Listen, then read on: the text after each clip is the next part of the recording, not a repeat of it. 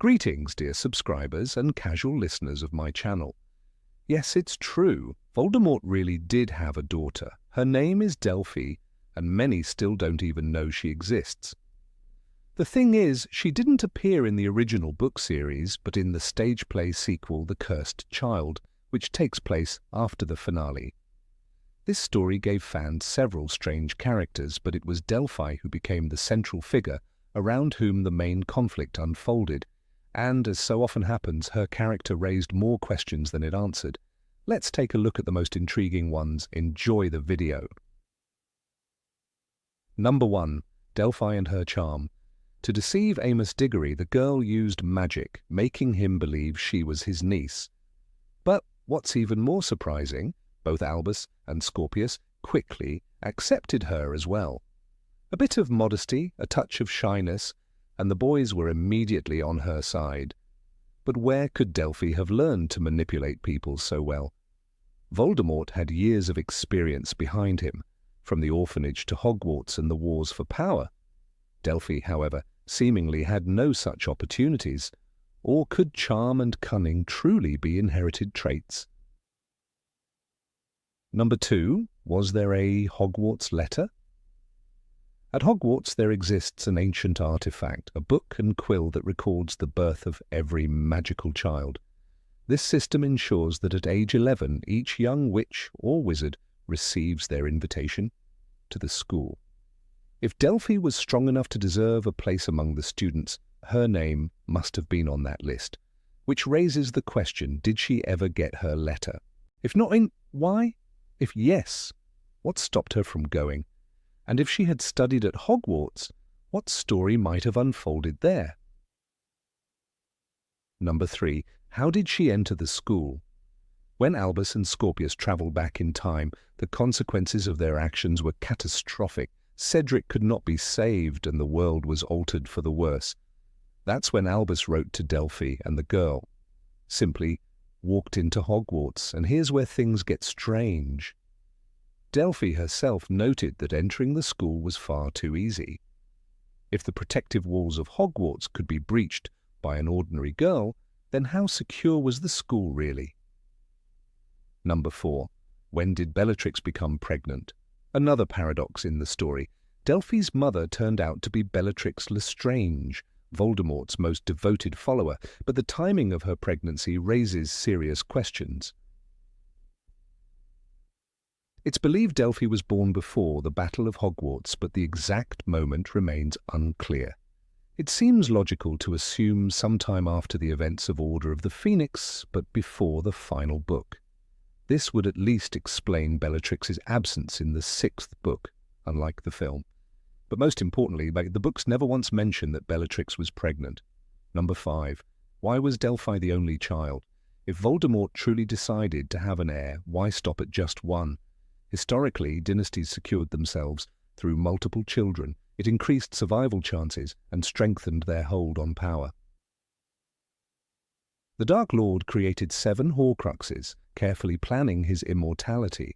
But when it came to offspring, he left only one daughter. Not very far-sighted for such a genius villain. Number 6. What were Voldemort's plans? It's hard to believe that Voldemort, obsessed as he was with immortality and power, suddenly thought, why don't I have a child with Bellatrix? Most likely, the child was conceived as nothing more than a tool. But for what purpose exactly? An heir and replacement? That would mean Voldemort admitted the possibility of defeat. A loyal servant. But he already had plenty. Perhaps a partner of equal strength to help spread chaos? The answers remain as elusive as ever. Number 7. What did Delphi herself want? Unlike her father, Delphi had a dream, to reunite with him and prove her worth. But imagine if she really had managed to change the past and keep Voldemort alive. What then? Did she want to become his right hand? Or on the contrary, would conflict have been inevitable between them? Perhaps at some point Delphi would have tried to overthrow her father herself. The cursed child left far too many open questions without giving a single convincing answer. Number 8. Why did no one know about her? The wizarding world thrived on gossip. Rita Skeeter turned half-truths into headlines, and even the smallest scandal reached every corner of Diagon Alley. When Hagrid carried baby Harry through the rubble of Godric's Hollow, the entire community knew within days. How then could the birth of Voldemort's daughter pass in silence? Bellatrix was not a woman of restraint. Her madness was loud, her devotion visible. If she had carried a child, the Death Eaters around her would have whispered. The Order of the Phoenix, always watching, would have noticed. Yet there was nothing. No hint, no rumour, no whisper. Even Severus Snape, who spent years feeding secrets to both sides, seemed unaware. Dumbledore, who claimed, "I make mistakes like the next man." In fact, being, forgive me, rather cleverer than most men, my mistakes tend to be correspondingly huger, missed this one entirely. It does not fit. He uncovered Horcruxes with fragments of evidence, but not a child living in the same circles as Voldemort's closest ally. For Delphi to remain hidden, the silence had to be unnatural, a gap too wide for the story to explain. Number 9. Where did Delphi live all this time? The question of Delphi's childhood is never answered. If she was born before the Battle of Hogwarts, she could not have lived openly. Bellatrix was in Azkaban until Order of the Phoenix, and after her escape, she was constantly at Voldemort's side. Malfoy Manor was filled with Death Eaters, watched by spies, and even described by Harry in Deathly Hallows as the headquarters of Voldemort's inner circle. Could a child have been hidden there without Draco or Narcissa noticing? It strains belief. If not the manor, then where? A secret house guarded by loyalists, but who would raise her? Rodolphus Lestrange, her father by law, was locked away in Azkaban. Bellatrix died in the Great Hall at the hands of Molly Weasley, and no one searched her possessions for traces of a child. The play gives no caretaker, no name, no protector. Delphi appears fully formed, her upbringing erased from the record. For a world so obsessed with family legacies, Potters, Malfoys, Blacks, it feels unnatural that the bloodline of Voldemort slips through unnoticed. Number 10. Why wasn't Delphi made into a Horcrux? Voldemort poured fragments of his soul into objects that could not betray him. Tom Riddle's diary, the locket of Slytherin, the diadem of Ravenclaw. He chose items of history, relics that carried prestige, and he avoided people. Dumbledore explained in Half-Blood Prince, he preferred objects. He believed a living creature might fail him. And yet Delphi was blood of his blood. She could have been the ultimate safeguard, a vessel bound not by metal or stone, but by loyalty and bloodline. Still, he never turned to her. The idea of using his daughter as a Horcrux almost seems too fitting. Voldemort once dismissed love as weakness, telling Harry in the graveyard, "I was ripped from my body, I was less than spirit." A man so obsessed with immortality would not normally ignore an opportunity. But perhaps this was exactly the reason. To tie himself to his daughter would mean admitting her existence mattered. It would mean admitting a bond beyond power, and bonds to Voldemort were chains. Yet the omission remains strange. He killed innocents to split his soul, used Nagini as a living Horcrux, and trusted a snake more than his own child. Delphi, who might have carried his legacy more faithfully than any relic, was left untouched.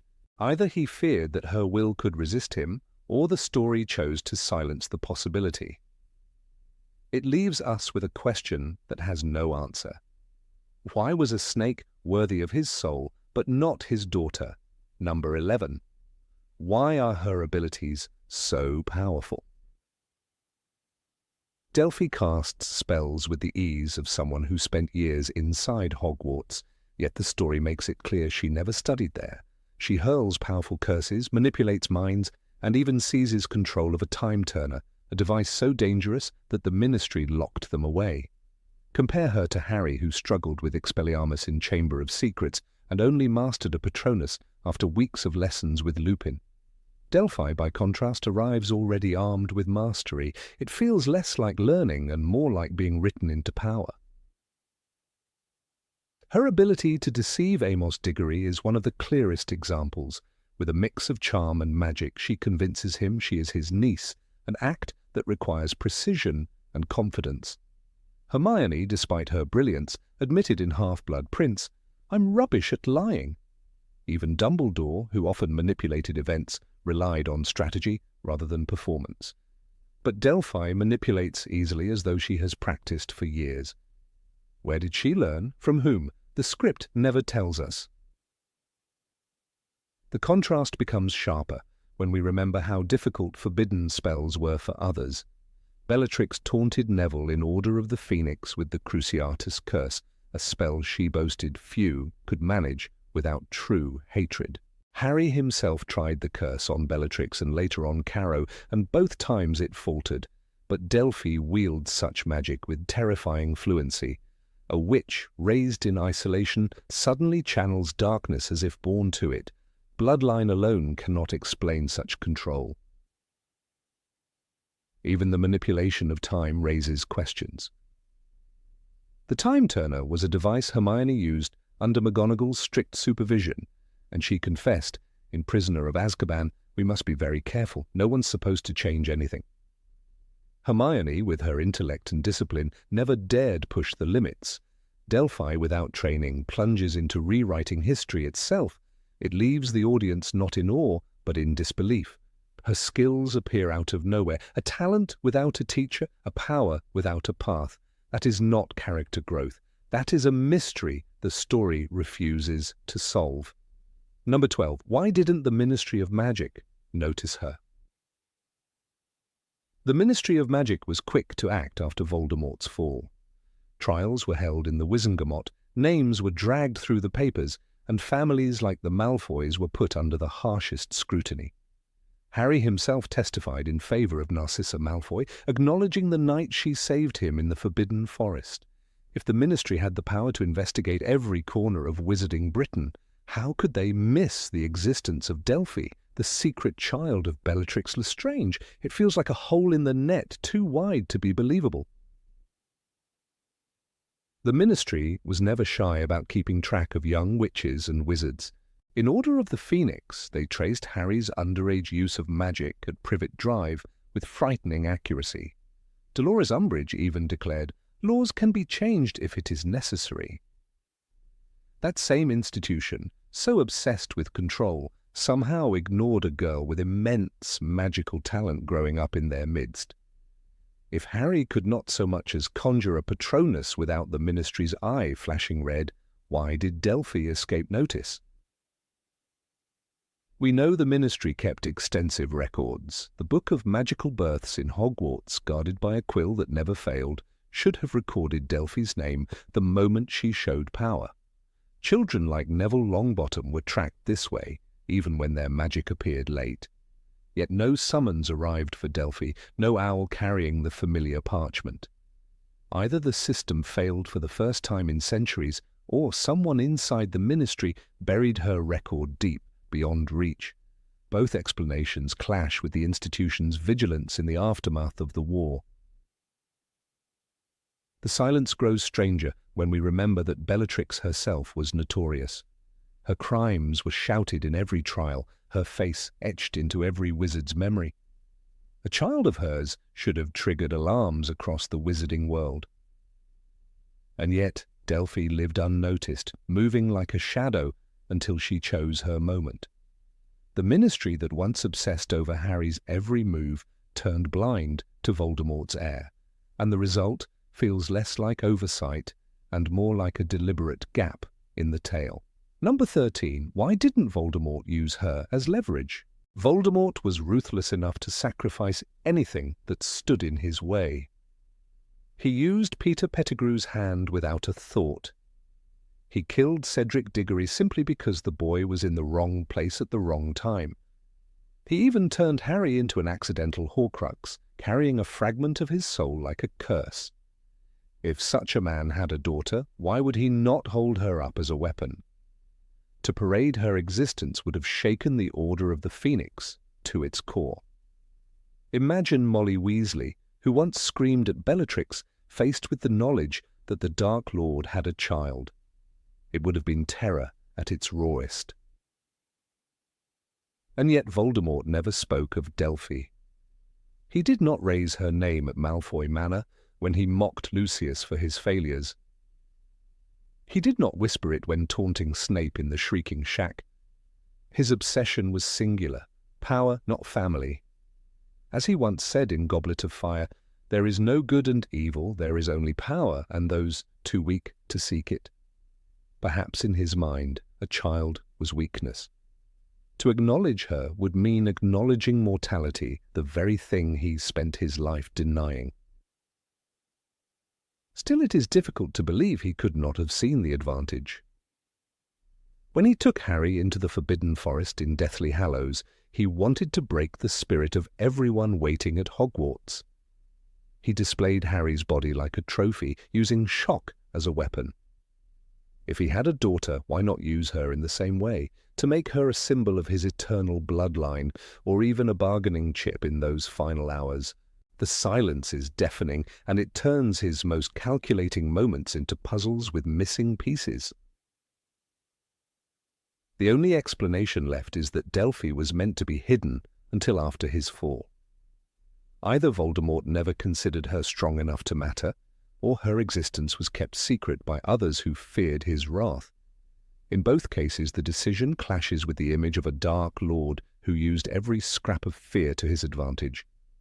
Voldemort never hesitated to weaponize a prophecy or wand, or even a schoolboy's scar, but he left his daughter untouched as if she was invisible. That is the part that does not fit the story he lived and the terror he spread. Number 14. Why didn't Harry know about her? Harry Potter had faced Voldemort's shadows for most of his life, yet the existence of Delphi slipped past him entirely. After the Battle of Hogwarts, he worked for years in the Department of Magical Law Enforcement, chasing down Death Eaters and hunting for cursed relics. If anyone had reason to dig into Voldemort's secrets, it was Harry. Still, when Delphi appeared, it struck him like a storm he never expected. How could the wizard who once said, "I must know what Voldemort is up to, I must know what he's planning," suddenly miss something this large? The Ministry had its eyes everywhere. Dementors were banished, laws rewritten, and auras investigated even the faintest trace of dark magic. Harry was not only part of this process, he was its symbol. Yet Delphi lived unnoticed, growing stronger in the shadows. Imagine how strange it is. The boy who could sense Voldemort's thoughts during his teenage years failed to notice the living legacy of the Dark Lord. When whispers of a girl with strange powers reached him, he dismissed them as noise, proof that even heroes can become blind when they believe the war is truly over. There's a chilling irony here. Harry once spent sleepless nights worried about Tom Riddle's diary, a single object that turned out to be a Horcrux. He followed the smallest details because he knew Voldemort left traps behind. In The Half-Blood Prince, Dumbledore told him, "It is essential that we understand Voldemort's past, for this is the key to his future."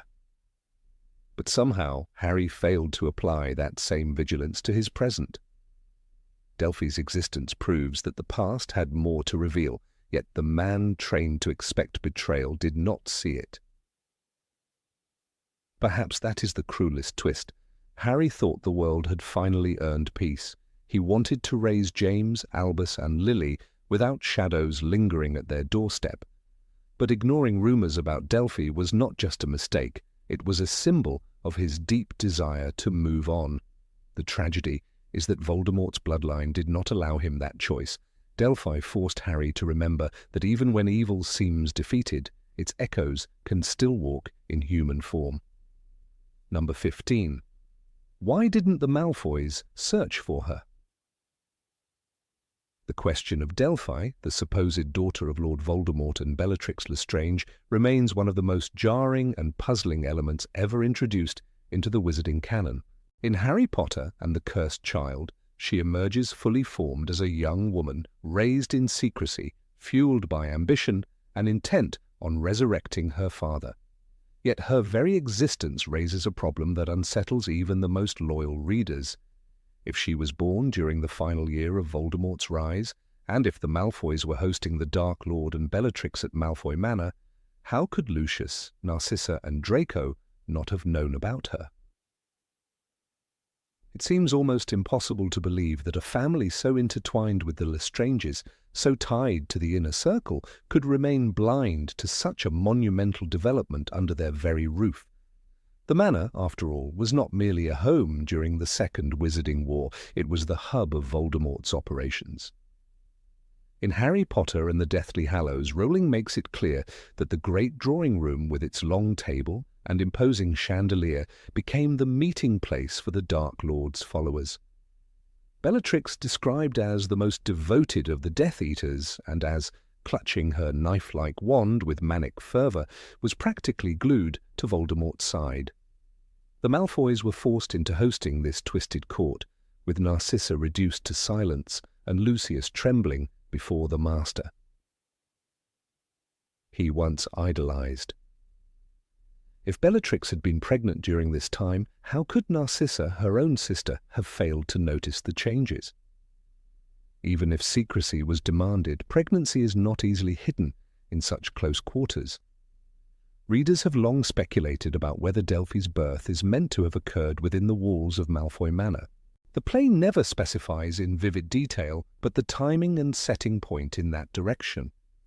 Bellatrix spent much of the final year at the manor, and it is here that Harry and his companions were captured and taken before Voldemort's most loyal. To imagine that only days or weeks before the Battle of Hogwarts a child had been born in the very same place feels inconsistent with everything we know. Narcissa, who showed great loyalty to her family, above. Cause would have immediately recognized the danger of harboring such a secret, and Lucius, ever obsessed with preserving his family's survival, would not have ignored the potential political consequences of a hidden heir to Voldemort. Consider also Draco. At the time of Voldemort's occupancy, he was a young man under unbearable pressure, ordered to kill Albus Dumbledore, burdened by tasks that made him visibly ill. He walked through his own house like a prisoner.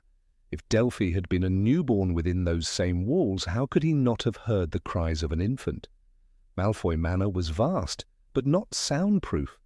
The sound of a child would have been alien in that place, jarring against the backdrop of torture and fear. Rowling described how Hermione's screams of agony echoed through the halls when she was cursed by Bellatrix. Would the wails of a baby have gone unnoticed? The absence of any mention in the original books makes Delphi's story feel unmoored, as though it was grafted onto the narrative without considering the lived reality of the Malfoys. One possible explanation is willful ignorance. Perhaps Lucius and Narcissa did notice, but chose to remain silent, convincing themselves that acknowledgement could only bring ruin. By the end of the war, the Malfoys were desperate to distance themselves from Voldemort's cause. In the climactic moment of Deathly Hallows, when Narcissa lied to Voldemort by declaring Harry dead, her decision revealed the truth of her loyalty. It belonged not to the Dark Lord, but to Draco. If she had known of Delphi, she may have buried knowledge so deeply that it became invisible, because to admit its existence would have tied her family eternally to the fallen master. Survival demanded forgetting. Yet the text of the play itself undermines this theory. In Cursed Child, when Delphi's identity is revealed, the Malfoys show no flicker of recognition. They act as though she is a stranger, an imposter, someone from the shadows of a history they never touched. This strains credibility, for even if they had wished to erase her from their memory, the discovery of such a child would have elicited something: shock, denial, suppressed knowledge. Instead, there is only confusion. The silence of the Malfoys feels less like strategic amnesia and more like a gap in storytelling, a hole never patched. Another angle is the possibility of a carefully orchestrated deception. Bellatrix, cunning in her own deranged way, might have hidden her pregnancy with charms and concealment spells. The wizarding world is full of magic capable of disguising appearances. Polyjuice potion, glamours, and concealment charms abound. If Bellatrix was determined to keep her child secret, perhaps she employed every dark art at her disposal to mask the evidence. But this too raises questions. Why would she keep it hidden from Narcissa, her own sister and ally? Why not flaunt the child as a badge of honor, proof of her closeness to the Dark Lord? For a woman who relished Voldemort's approval more than her own life, secrecy feels out of character. Number 16. Why does she own no Voldemort relics? Delphi Diggory, introduced in Harry Potter and the Cursed Child, is one of the strangest narrative additions to the saga, not only because of her shocking identity as the secret daughter of Lord Voldemort and Bellatrix Lestrange, but also because of what she lacks. She is presented as ambitious, cunning, and extremely dangerous, but she wields nothing of her father's immense collection of treasured magical artifacts. For a man who hoarded objects of power with a fanatical obsession, from Salazar Slytherin's locket to Helga Hufflepuff's cup, the absence of even a single token left to his only child is more than peculiar. It feels as if the story deliberately strips her of the very heritage that would have tied her more believably to the legacy of the Dark Lord. Consider how Voldemort treated his possessions during his lifetime. He guarded them with almost religious devotion, seeing them not just as tools but as extensions of his own immortality and grandeur. When Bellatrix Lestrange kept Helga Hufflepuff's cup hidden inside her vault at Gringotts, it was not a careless arrangement. Voldemort entrusted her with this item because he trusted her loyalty absolutely, believing she would guard it with her life. The irony is sharp. Bellatrix, the fanatical lieutenant who bore his child, was considered worthy of protecting his most sacred Horcrux, yet that same child emerges decades later with no link to these objects at all. The mystery deepens when we recall Voldemort's passion for symbolism. He adored items tied to the Hogwarts founders, Rowena Ravenclaw's diadem, Slytherin's locket, Gryffindor's sword, even if he could not claim it, and every one of these artifacts was charged with meaning. Why then would he leave Delphi bereft of such a symbolic inheritance? If she truly represented the continuation of his bloodline, she might have been the perfect vessel to inherit such objects. A daughter could have become the living guardian of his ideology, armed not only with his teachings, but with relics imbued with power and dark history. Instead, she holds nothing. The books emphasize repeatedly how Voldemort viewed his possessions. In Harry Potter and the Half-Blood Prince, Dumbledore describes Voldemort's attachment with chilling clarity. He liked to collect trophies, and he preferred objects that had a distinguished history. This attachment was not casual, it was obsessive, a core part of his character. When he transformed those artifacts into Horcruxes, they became more than treasures, they were pieces of his soul, fragments of himself. For someone so invested in the permanence of his image and the invincibility of his name, it is strange to imagine that he would not leave even a wand, a locket, or a book to his own bloodline. Delphi's story suffers from this absence because it robs her character of logical continuity. The Dark Lord was not a man of warmth, nor a father who would nurture affectionately, but he was a strategist, always calculating the symbolism of power. He named his followers Death Eaters to instill fear. He placed Horcruxes in carefully chosen objects to immortalize his victories. A daughter, therefore, would have been a perfect extension of that symbolism. A daughter armed with a family artifact could have embodied his vision. Yet in The Cursed Child, she cast spells with a wand no different from anyone else's, as though her origin means little more than a shocking plot twist. One cannot help but compare her lack of inheritance with the precedent set by other magical lineages in the series. The Malfoys, for instance, were surrounded by wealth, tradition, and heirlooms. Draco's wand, Draco's name, even the architecture of Malfoy Manor carried the weight of centuries. The Blacks had their tapestry, their grim old house at number 12 Grimold Place, and their traditions of pure blood supremacy. Even Harry, orphaned and alone, received the invisibility cloak, passed down through his father and ultimately tied to the Deathly Hallows. Objects in this world are never merely props. They are symbols of lineage and legacy. But Delphi, supposedly born of the most feared wizard in history, has nothing but her ambition. Perhaps the most striking contradiction lies in the fact that Bellatrix herself lived surrounded by such objects. She housed the Hufflepuff cup, she saw her master's treasures, she served as one of the last protectors of his Horcruxes. If Delphi was raised in secrecy, surely some fragment could have been kept hidden for her. Even if Voldemort himself never planned to bequeath an item, Bellatrix, who adored him with a fanatic's zeal, might have ensured that her child received something that bore his touch. Yet the play gives no suggestion of such foresight. Delphi emerges as powerful but ordinary, and the absence of relics makes her lineage seem almost fabricated within the narrative. The issue is not merely about magical items, but about thematic consistency. Voldemort's story is in many ways a story about legacy. He sought to leave his mark not just through domination, but through eternal life, through relics, through the bending of history itself. Dumbledore warned Harry about this obsession, explaining that Voldemort was in love with power, with the idea of his own superiority. To imagine such a man fathering a child without providing her any symbol of his superiority undermines the logic of his character. Even if he did not love her, even if he despised the idea of family ties, the strategist within him could have exploited the existence of a daughter as part of his myth. This inconsistency becomes clearer when one recalls that Voldemort respected the permanence of objects more than people.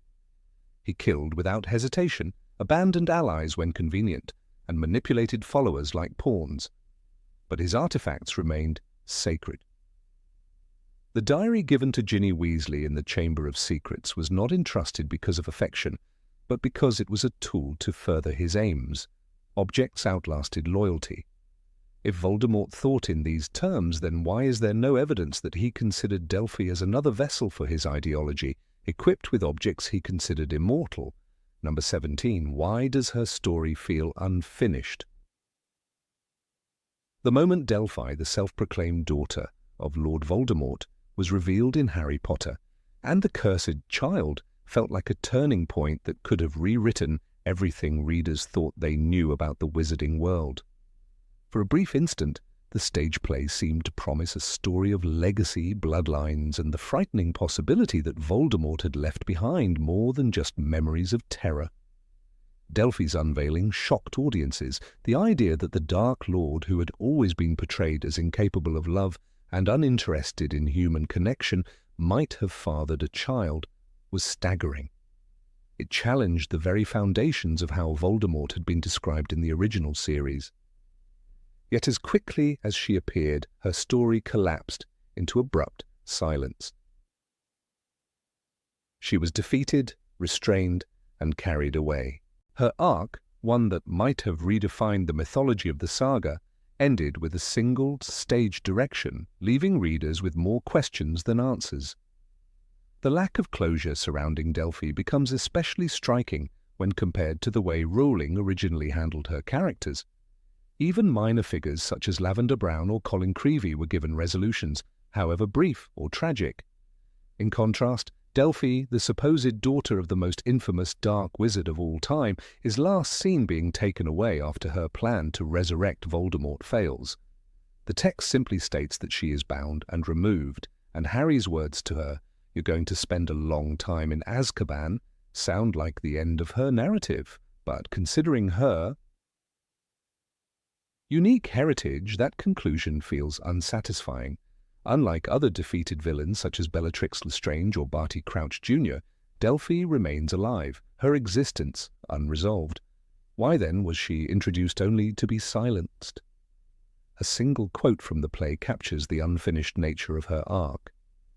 As Harry confronts her in Godric's Hollow, she cries out, "I only wanted to know my father." These words could have opened the door to an entirely different exploration of identity, one centered on a young witch desperate for belonging, twisted by the shadow of her heritage. Instead, The narrative cuts off that potential, relegating Delphi to the margins. She is not allowed to grapple with her lineage in any meaningful way, nor do the heroes consider what her presence might mean for the future. The story treats her like a plot device, a puzzle that exists solely to facilitate the time-travel drama of Albus Potter and Scorpius Malfoy. Her sudden disappearance from the spotlight becomes more troubling when one remembers how carefully the series handled Tom Riddle's backstory. Readers were led through the orphanage, the diary, the memories collected in the pensive. Every stage of Voldemort's development was traced, from his cruelty as a boy to his obsessive quest for immortality. Delphi, however, is denied this depth. We are told only that she was raised in secret by Euphemia Rowell, and that she later lived under the guardianship of Amos Diggory's nurse.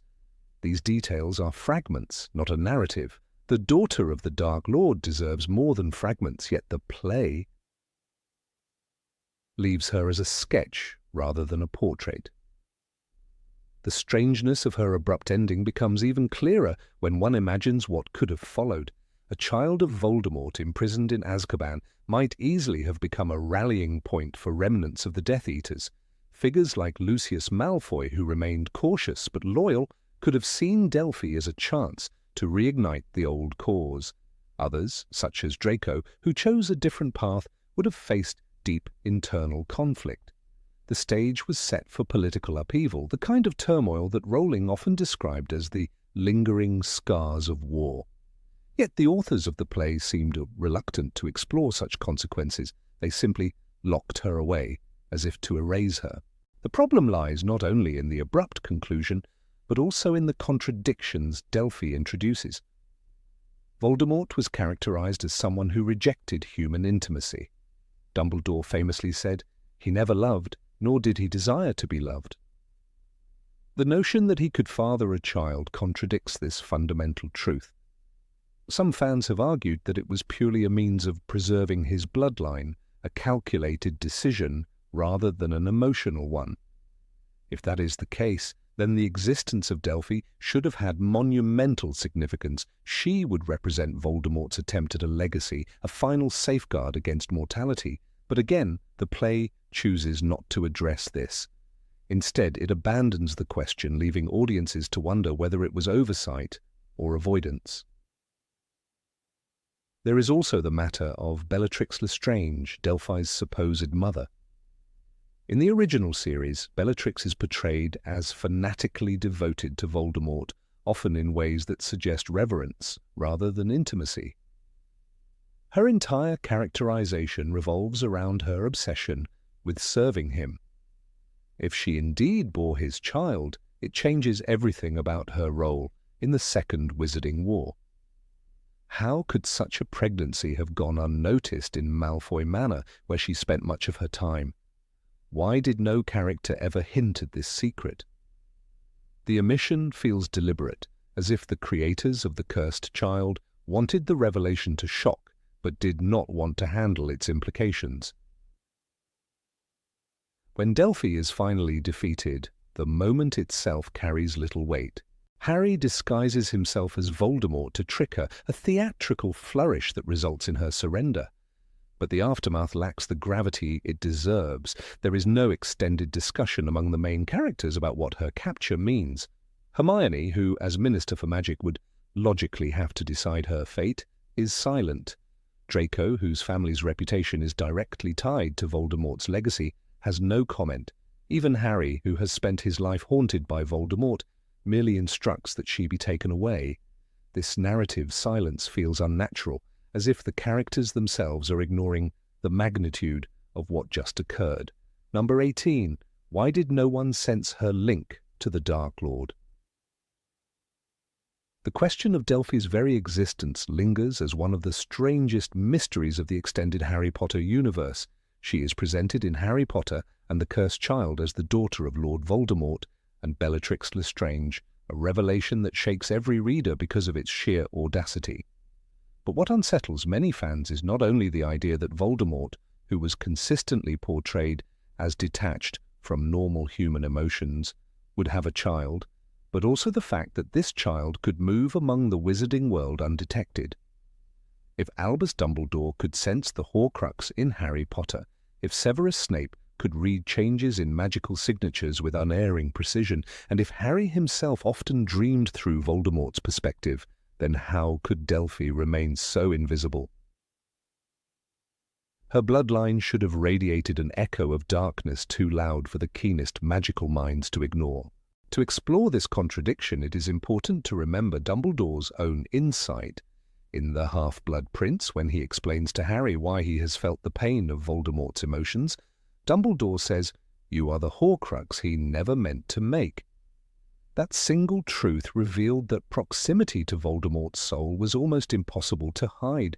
Harry had been an infant, yet the fragment embedded in him gave him visions, pain, and a connection that reached across miles. If this was possible with Harry, who bore only a sliver of Voldemort's soul, then why did no one feel a resonance in Delphi, who carried Voldemort's very blood? Her existence should have been like a candle flame in the darkness, noticeable to anyone who had once stood in Voldemort's shadow. The inconsistency grows sharper when Snape's extraordinary intuition is recalled. Throughout the series, he notices even the smallest deviations in magic. He sees through Harry's attempts at occlumency, scolds Draco Malfoy for carrying a cursed object, and senses changes in the castle before others do. Snape's loyalty to Dumbledore rested on a subtle attunement to Voldemort's influence. He knew when the Dark Lord's plans shifted and when his presence brushed against the school. If such a man could be so perceptive, how could a girl bearing the Dark Lord's essence pass beneath his notice? If Delphi had been alive during Snape's years, she surely would have been marked by some flicker of magical strangeness. And if her story begins after Voldemort's fall, one must ask why the remaining guardians of the wizarding world, Hermione, Kingsley, or McGonagall, failed to perceive what Snape would have instantly grasped. Consider also the case of Harry himself. In the Order of the Phoenix, Harry feels Voldemort's emotions with such raw intensity that he becomes, for brief moments, the Dark Lord himself. The scene in which Harry experiences Voldemort's fury after Arthur Weasley's attack on the snake demonstrates that magical connection cannot be suppressed indefinitely. Even before Harry understood it, his very scar was a living testament to Voldemort's proximity. Delphi, being a child of Voldemort, ought to have carried some physical or magical reminder of her origin. Yet there is nothing. No scar, no burst of dark energy, no instinct in Harry or Hermione to recoil from her. How can it be that the boy who could feel Nagini's movements across the country could not detect the presence of Voldemort's daughter when she stood mere feet away? A striking parallel can be drawn with Tom Riddle himself as a student. Even as a boy, he radiated something others could sense. Dumbledore described him in The Half-Blood Prince. There is a certain ruthlessness in your disposition. Riddle's teachers recognized that he was exceptional, uncanny, and dangerous, even when his crimes were not yet exposed. His charm fooled many, but the instinctive unease remained. Delphi, born of this same man, should have provoked a similar discomfort. At the very least, Hermione Granger, whose instincts are sharpened by constant vigilance, would not have overlooked such an anomaly. This silence around her presence creates a gap that no amount of dramatic storytelling can comfortably bridge. The tragedy is amplified when Bellatrix Lestrange enters the discussion. Bellatrix was not only one of Voldemort's most fanatical followers, but also someone whose devotion bordered on obsession. She was reckless in her cruelty, shameless in her loyalty, and unflinching in her violence. The notion that she could have carried Voldemort's child without the entire circle of Death Eaters noticing stretches credibility. Lucius Malfoy, Narcissa, even Wormtail, all lived in close proximity during the war. Would no one have whispered, no one have noticed the pregnancy? For a group so devoted to appearances and rituals, such a monumental event should have left ripples across their ranks. Yet in canon there is silence, as if the child appeared from nowhere, a ghost without history. The further problem lies in Delphi's own magic. When she reveals herself, she is portrayed as highly capable, strong enough to challenge Harry, Ron, Hermione, and even Albus Potter. Power of that magnitude does not go unnoticed. In the Philosopher's Stone, Dumbledore immediately identifies that young Harry has a thirst to prove himself. In The Goblet of Fire, Moody, Barty Crouch Jr. in disguise, senses Harry's magical core during practice. Magic, in Rowling's world, leaves impressions, and raw talent is like heat radiating from a fire. Delphi's gifts should have been a blazing beacon. Why then do the most skilled observers, Hermione with her razor intelligence, and Harry, with his unique connection, fail to feel any tremor of Voldemort's legacy in her? This puzzle challenges even the internal logic of the magical universe. In the Deathly Hallows, Harry experiences Voldemort's thoughts without effort, sensing every triumph and every rage.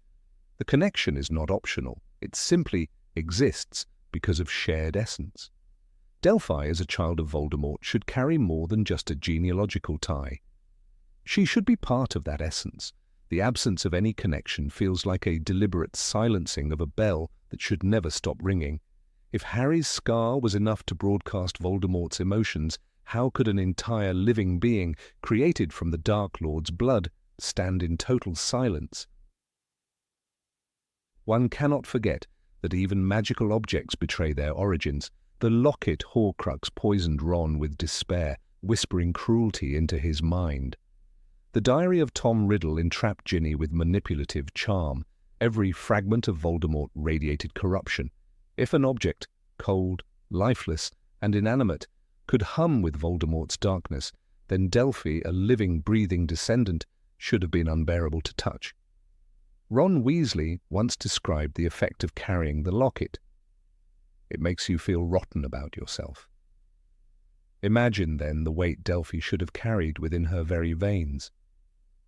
To pretend that she could simply walk through the world unnoticed is to ignore the entire precedent Rowling set with the Horcruxes. The argument that Delphi hid herself carefully is tempting but unsatisfying.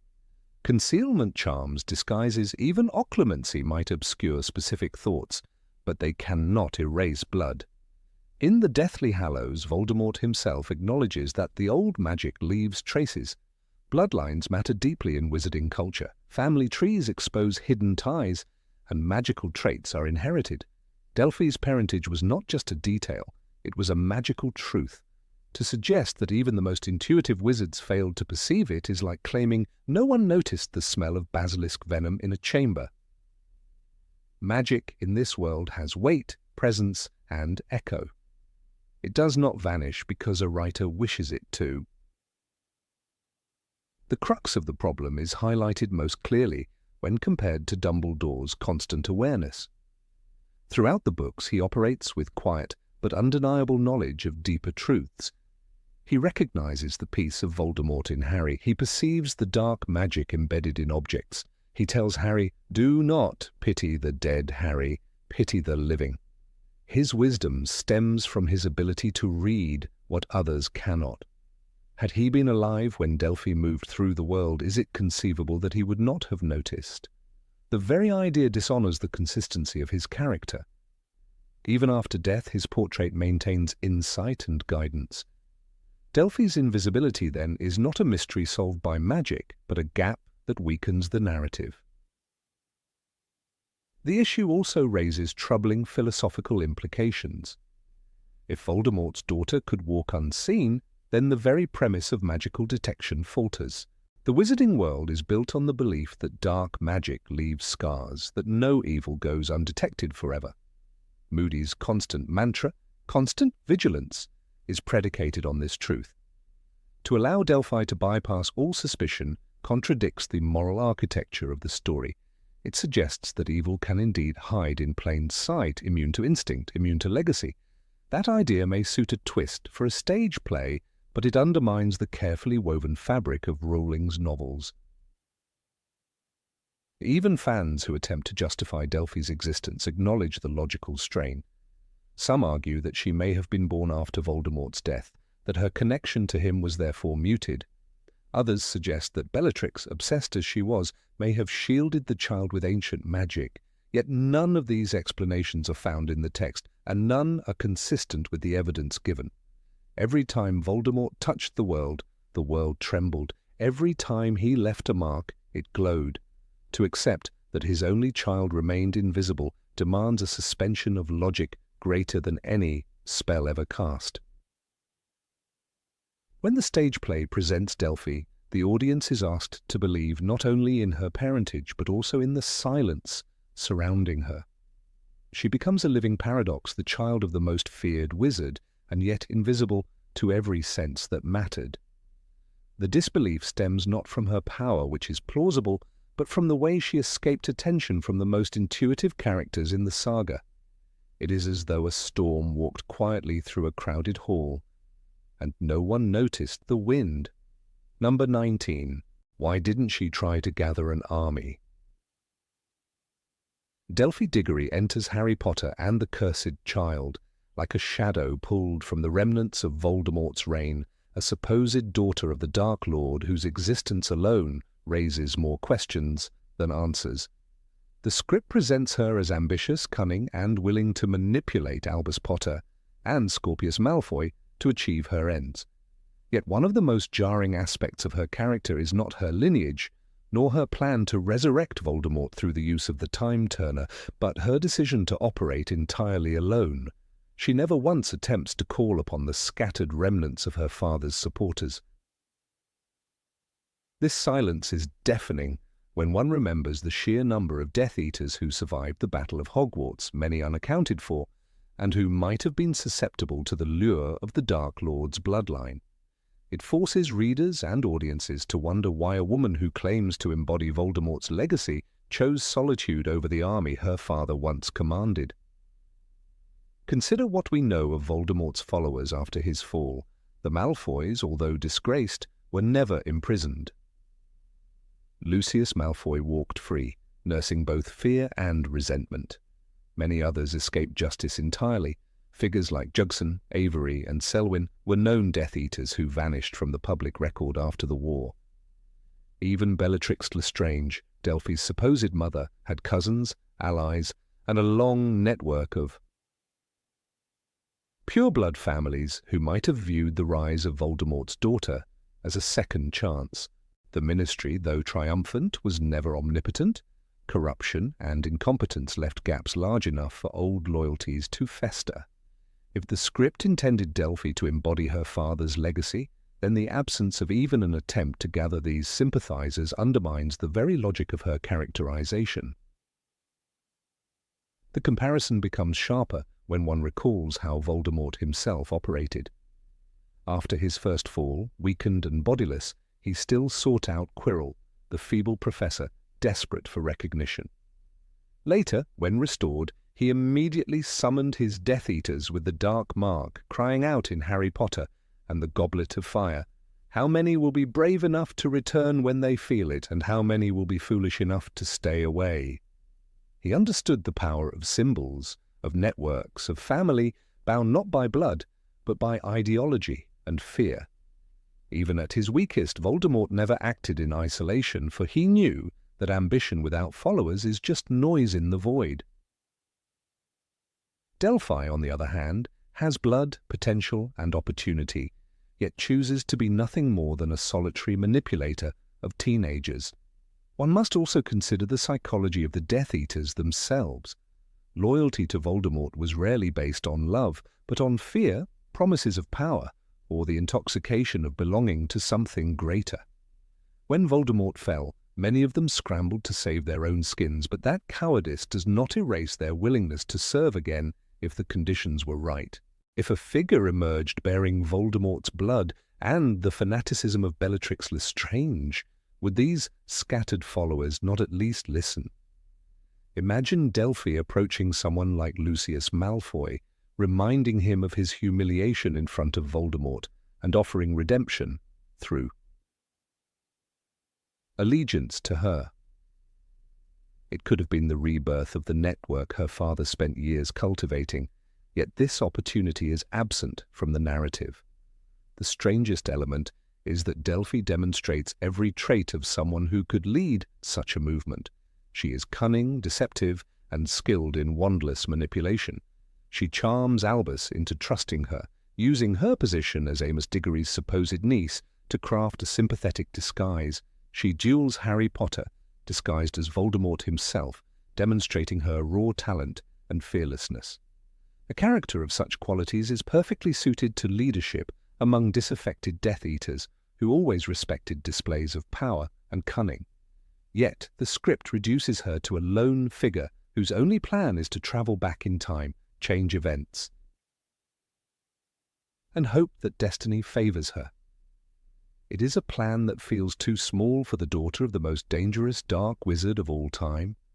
The omission becomes even more glaring when one remembers that Voldemort's ideology was never destroyed. Pure blood supremacy did not vanish at the Battle of Hogwarts. Families like the Carrows, the Selwyns, and others were steeped in it for generations. Even Draco Malfoy, raised in those beliefs, had to wrestle with their echoes in his adult life. Delphi could have become the rallying point for those still clinging to this identity. Instead, she relies only on her deception of Albus and Scorpius, a strategy fragile to the point of absurdity. Her downfall is inevitable not because Harry Potter is brilliant, but because her plan lacks the logical foundation. Of her father's methods, one might argue that Delphi's secrecy is explained by the need to conceal her existence from the world. Yet this reasoning collapses under scrutiny. Voldemort himself returned to power while the wizarding world believed him dead, and he still managed to summon followers in the graveyard, in whispers, and in secret meetings. His existence was a rumor long before the Ministry admitted the truth, but his network sustained him.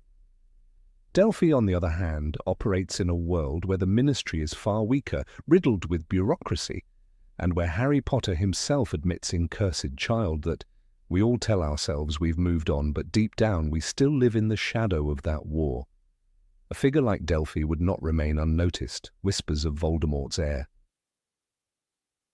would have spread like fire, drawing those desperate for power back into orbit. The most painful irony is that Delphi's isolation robs the story of stakes. Imagine if she had rallied even a fraction of Voldemort's old army. The plot would shift from a curious side adventure with Albus and Scorpius into a chilling echo of the Second Wizarding War. The Time Turner would become only one of many tools in a larger arsenal. Readers and audiences could see the ideological struggle continue through a new generation, with Delphi positioned not merely as a deluded orphan, but as a dangerous leader capable of resurrecting an old terror. Instead, we are asked to believe that the daughter of Voldemort and Bellatrix Lestrange, raised with knowledge of her bloodline, chose to pin all her hopes on two boys barely old enough to sit their owls. The tragedy of her characterization lies in the shadow of Bellatrix. Bellatrix Lestrange was not a solitary figure. She thrived within the cult-like structure of Voldemort's inner circle. Her devotion was fanatical, her presence magnetic, her cruelty legendary. If Delphi inherited even a fraction of this charisma, she could have rallied the disillusioned, the bitter, the vengeful. But the script writes her as a cipher, ambitious, yes, but disconnected from the legacy she claims. She fails to recognize that Voldemort was never powerful because of blood alone. He was powerful because he built a movement. Blood was a symbol, not a weapon. By rejecting this, Delphi becomes a contradiction. There is also the matter of fear.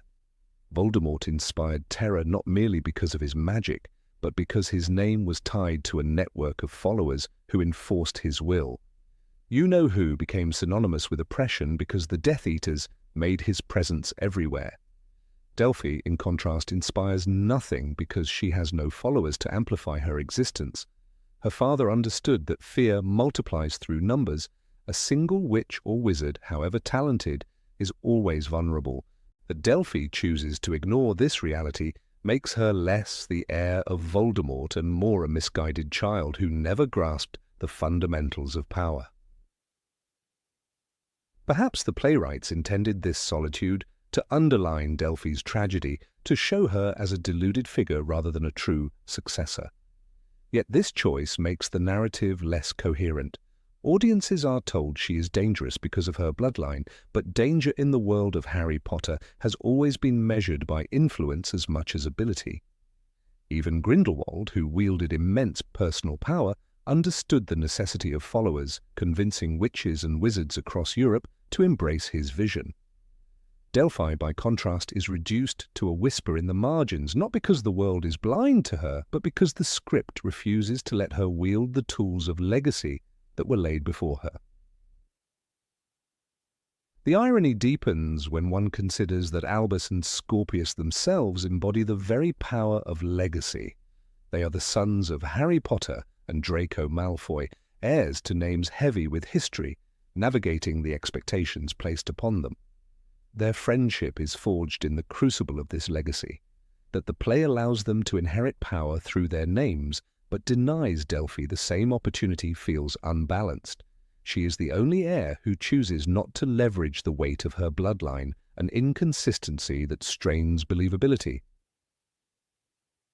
In the end, the logical gap is impossible to ignore. If Delphi truly believed herself destined to restore her father, the first and most obvious step would be to gather those still loyal to his cause. She would have sought out the remnants of the Death Eaters, whispered in the ears of the bitter, rallied the dispossessed. She would have understood that power in the wizarding world is never wielded alone. Instead, she becomes a lone wolf, howling at a moon that will never answer. The daughter of Voldemort, reduced to a figure who fails to grasp the very lesson her father mastered, that darkness is not a solitary flame, but a wildfire spread through many hands. Number 20. Why didn't she meet Draco Malfoy? The play Harry Potter and the Cursed Child introduces an entirely new figure into the already complex web of wizarding families: Delphine, the daughter of Lord Voldemort, and Bellatrix Lestrange. Her very existence is one of the most debated points in the fandom, not only because it seems improbable that Voldemort, who consistently avoided personal attachments, would have chosen to father a child, but also because of the narrative holes her presence leaves behind. One of the most glaring absences is the lack of any confrontation or even a passing mention of Draco Malfoy in relation to Delphine.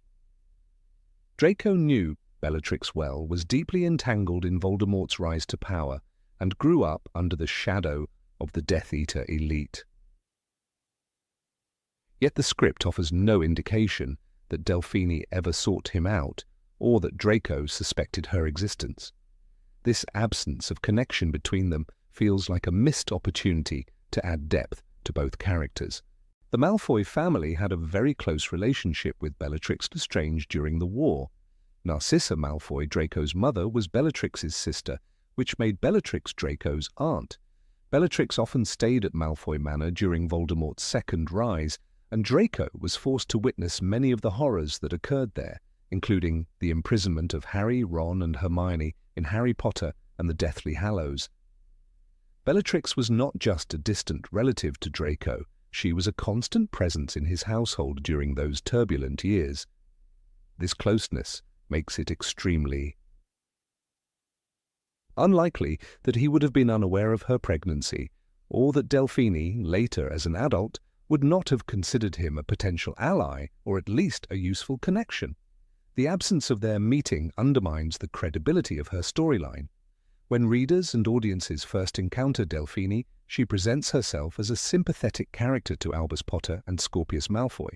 Her manipulation hinges on her ability to be charming and persuasive. She is portrayed as cunning enough to weave her way into the lives of these boys, particularly Scorpius. Yet the logical next step for someone with her heritage would have been to establish a direct link with Draco, Scorpius's father. Draco himself in the play is shown as reflective and regretful of his past, stating, "I'm being honest. With you, Scorpius, Delphine was a brilliant actress and you were tricked. But I should have seen her for what she was." If Draco acknowledges that Delphine's deception was convincing, then it follows that he could have been just as vulnerable to her attempts at persuasion. Yet no such interaction occurs, leaving a gap in what could have been a powerful, dramatic thread. Draco's knowledge of Bellatrix would have made any meeting between him and Delphine not just plausible, but narratively explosive. He grew up hearing her fanatical devotion to Voldemort. He witnessed her cruelty firsthand. He understood her brand of loyalty, which bordered on obsession. Given all this, Draco would have been one of the few characters capable of recognizing traces of Bellatrix in Delphine's mannerisms, voice, or behavior. Imagine the dramatic tension of Draco suddenly realizing through her words or gestures that this young woman bore the unmistakable stamp of his aunt. The play robs us of that possibility by keeping them apart, denying Draco the chance to reconcile his memories of Bellatrix with the shocking reality of her daughter. The omission feels even stranger when one considers the play's treatment of legacy. Cursed Child is built around the children of famous parents, living under the shadow of their predecessors. Albus struggles with Harry's reputation, and Scorpius is burdened by the Malfoy name. Delphine, the daughter of Voldemort, represents the darkest form of legacy. Yet while the boys must confront the reputations of their fathers directly, Delphine never confronts the family most directly tied to her mother. The Malfoys are her blood relatives through Narcissa. Draco is her cousin by extension. It makes no sense that she would not use that link to her advantage, or that the play would not at least acknowledge this familial connection in some passing line of dialogue. The dramatic potential of a meeting between Draco and Delphine is immense. Draco, who once idolized Voldemort's followers as a boy at Hogwarts, grew to see the terror and destruction they brought. In Deathly Hallows, he hesitated when asked to identify Harry at Malfoy Manor, showing that he had begun to reject the cruelty that defined his family's circle. By the time of Cursed Child, Draco has embraced a quieter life, dedicating himself to raising Scorpius away from the poisonous ideologies of the past. Confronting Delphine could have been a mirror held up to his own transformation. In her, he might have seen the path he could have taken had he not chosen redemption. This confrontation could have carried a symbolic weight, embodying the struggle between repeating the sins of the past and breaking free from them. Moreover, Delphine herself would have had much to gain from approaching Draco. As a Malfoy by relation, he represented status, wealth, and influence. Even if Draco no longer wished to serve dark causes, Delphine, who was clever enough to infiltrate Albus and Scorpius's friendship, would have at least attempted to manipulate Draco, if only to test whether his loyalty to Voldemort's memory still lingered. The fact that she avoids this entirely contradicts her otherwise resourceful characterization. It feels as though the authors deliberately avoided placing these two characters together, perhaps out of fear that Draco's presence would overshadow the younger generation's storyline. Yet in doing so, they sacrificed a logical extension of Delphine's ambitions.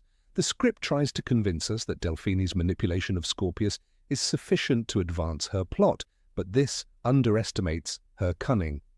She would not have limited her efforts to two teenagers if she had a more powerful option available. Scorpius was vulnerable and eager for friendship, but Draco was a former Death Eater with first-hand knowledge of Voldemort's strategies. Aligning with him, or even attempting to deceive him, would have made her schemes more believable. The fact that she does not suggests that the writers wanted to keep Draco's role minimal, focused only on his bond with his son. But this choice comes at the expense of narrative coherence. Consider also Draco's emotional connection to family. In Half-Blood Prince, when confronted with the task of killing Dumbledore, Draco breaks down under the weight of expectation, showing that family love was always stronger in him than blind loyalty. Later, in Deathly Hallows, Narcissa lies to Voldemort in order to save Harry because she needs to know if her son is alive. These moments prove that the Malfoys valued family above ideology. Had Delphine revealed herself as Bellatrix's daughter, Draco's reaction would likely have been conflicted. On one hand, she was tied to the aunt who brought so much destruction into his life. On the other, she was family. Such a conflict could have given the play one of its richest emotional scenes. Instead, the narrative sidelines Draco into a supporting role, offering him redemption through his relationship with Scorpius, but denying him the chance to confront the living embodiment of his family's darkest legacy. Readers are left to imagine how such a meeting would have unfolded. Would Draco have rejected Delphine outright, recognizing the danger she posed? Or would he have hesitated, torn between pity for a young woman burdened by her parentage and fear of what she represented? These unanswered questions leave a gaping hole in the story, one that continues to trouble fans who look for logical consistency. Lack of interaction between Delphine and Draco also undermines the believability of her backstory. The idea that Bellatrix could have carried a pregnancy to term during the height of the war without anyone in the Malfoy household noticing stretches credibility.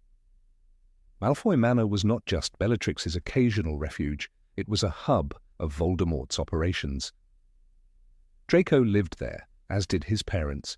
For him to be oblivious to Bellatrix bearing a child under their roof or somewhere nearby requires an implausible degree of ignorance. Even if Bellatrix concealed her condition, whispers or signs would have surfaced. The Malfoys were too closely entwined with her life for such a secret to remain hidden. Fans often point out that the play leans heavily on convenience. Time travel is used to undo and redo major plot points with little regard for the established rules of the time-turner from the novels.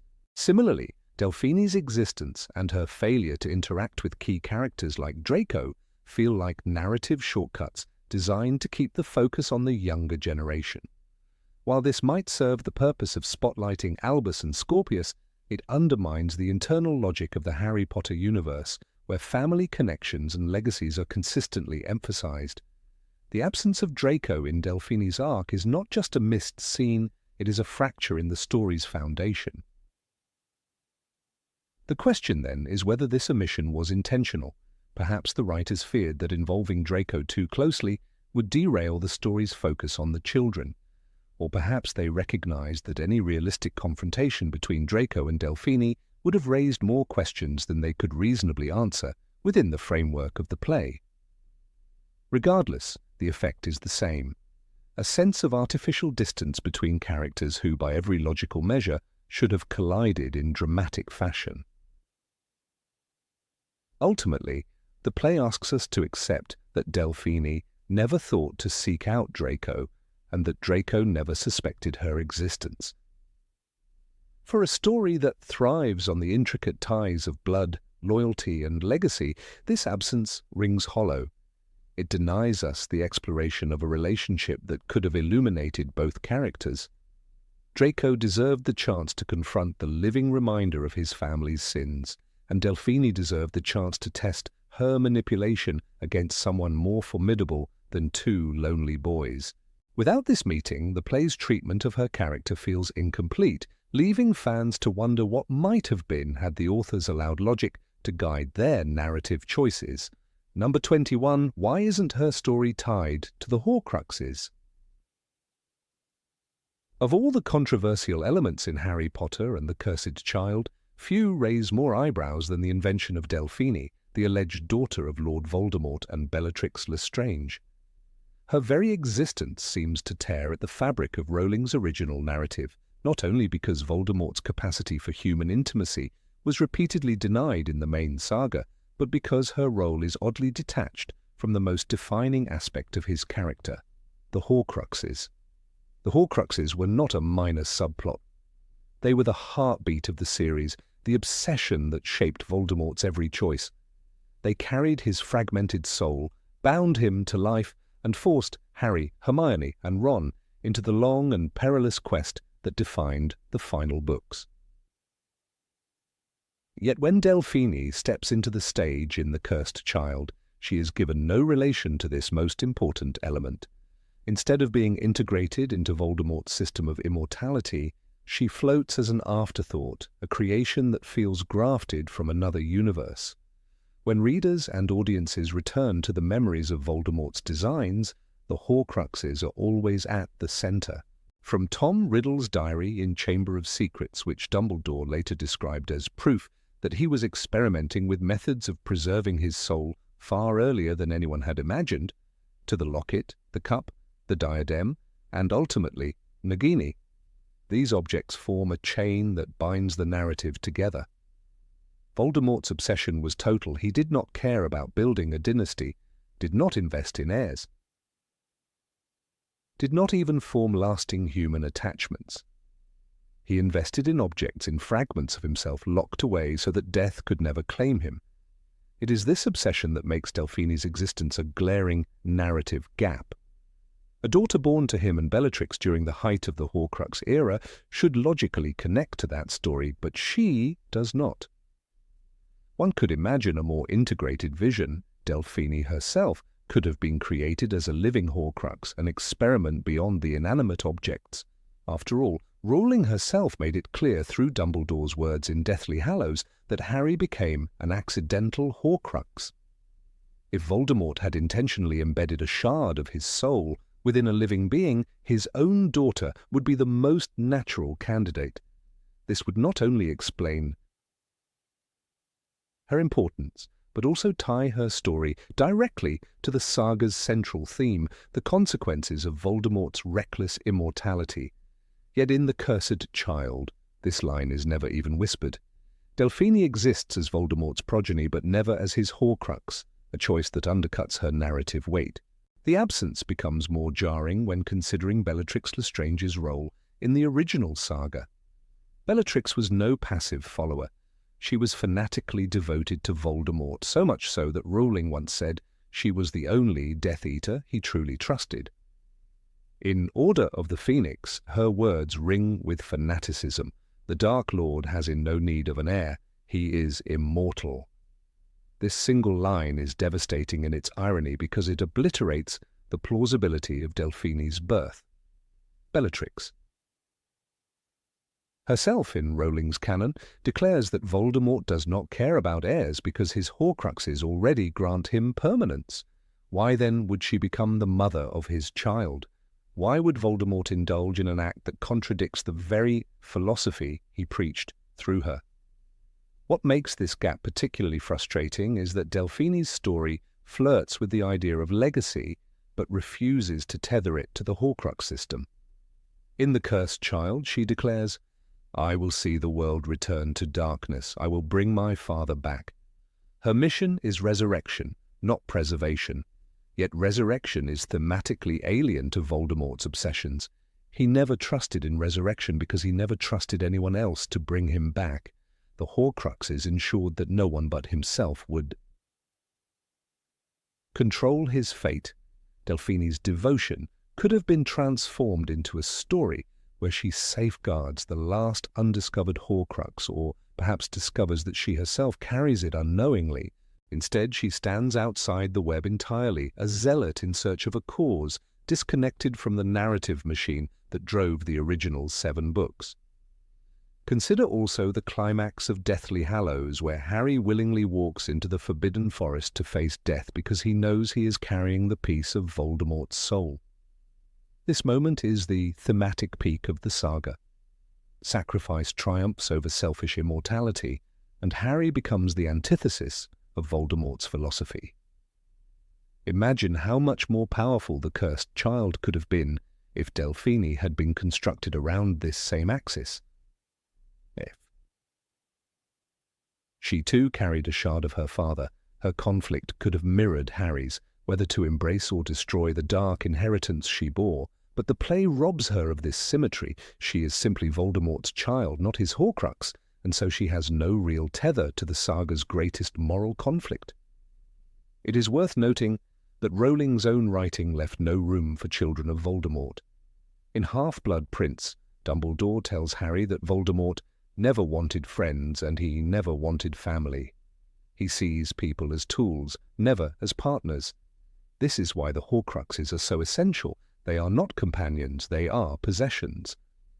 By making Delphini a daughter, the Cursed Child forces Voldemort into an action that contradicts his essence, and by refusing to link her to the Horcruxes, it deepens the fracture. The audience is left wondering whether the writers of the play ignored the earlier canon or simply chose convenience over coherence.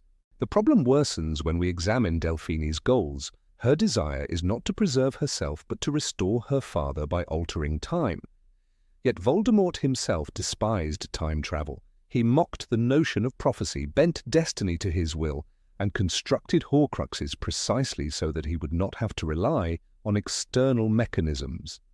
In creating a daughter who seeks to use the time turner rather than safeguard the Horcruxes, the play inverts his ideology. Delphini becomes a character fighting for a vision that Voldemort never had.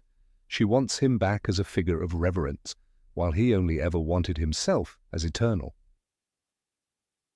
The disconnect is sharpened by comparing Delphini's role to Nagini's. Nagini was not only a companion but also a Horcrux, the last of Voldemort's anchors.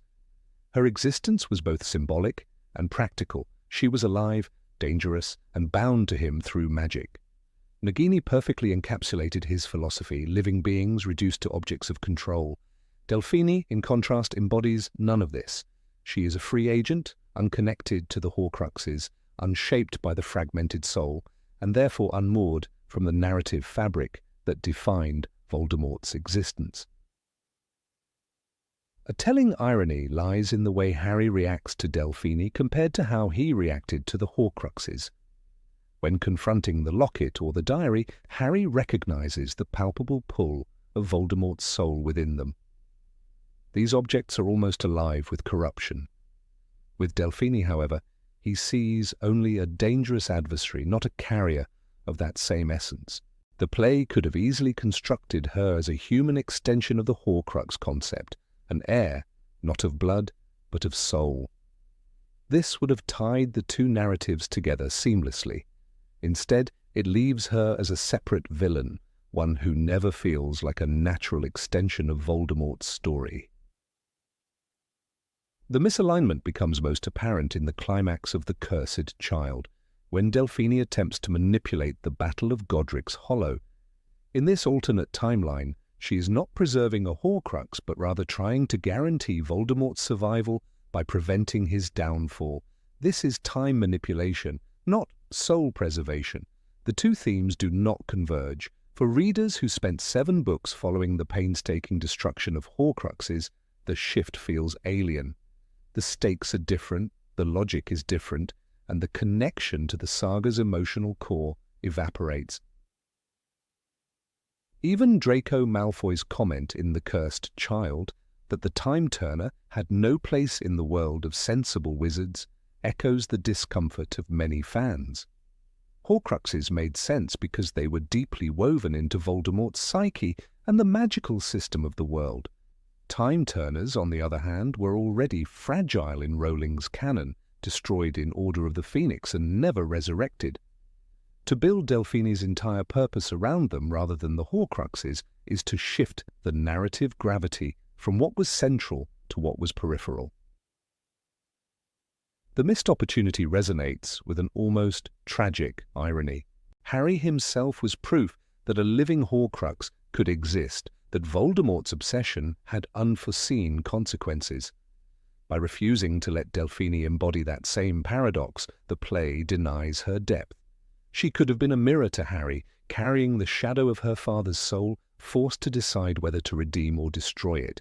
Instead, she is reduced to a fanatic who simply wants to bring Voldemort back, a character whose motivations feel disconnected from the story's foundations. Ultimately, the issue is not merely that Delphini is an implausible child of Voldemort, but that her existence ignores the saga's most important motif. The Horcruxes were not side notes, they were the architecture of the villain's existence. To create his daughter and fail to weave her into that architecture is to miss the heart of the story. It is why so many readers and viewers feel that Delphini belongs to another universe, one where Voldemort's soul was never fragmented and where immortality was pursued through heirs instead of objects. The dissonance is impossible to ignore, and the narrative suffers for it. Number 22, why isn't she mentioned in prophecies?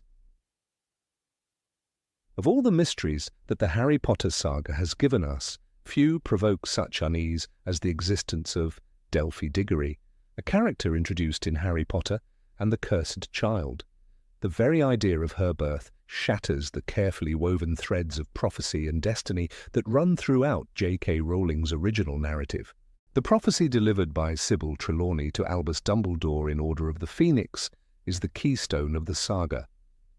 The one with the power to vanquish the Dark Lord approaches, born to those who have thrice defied him, born as the seventh month dies. That prophecy guided Voldemort's every step, shaped Harry's life, and ultimately determined the fate of the wizarding world.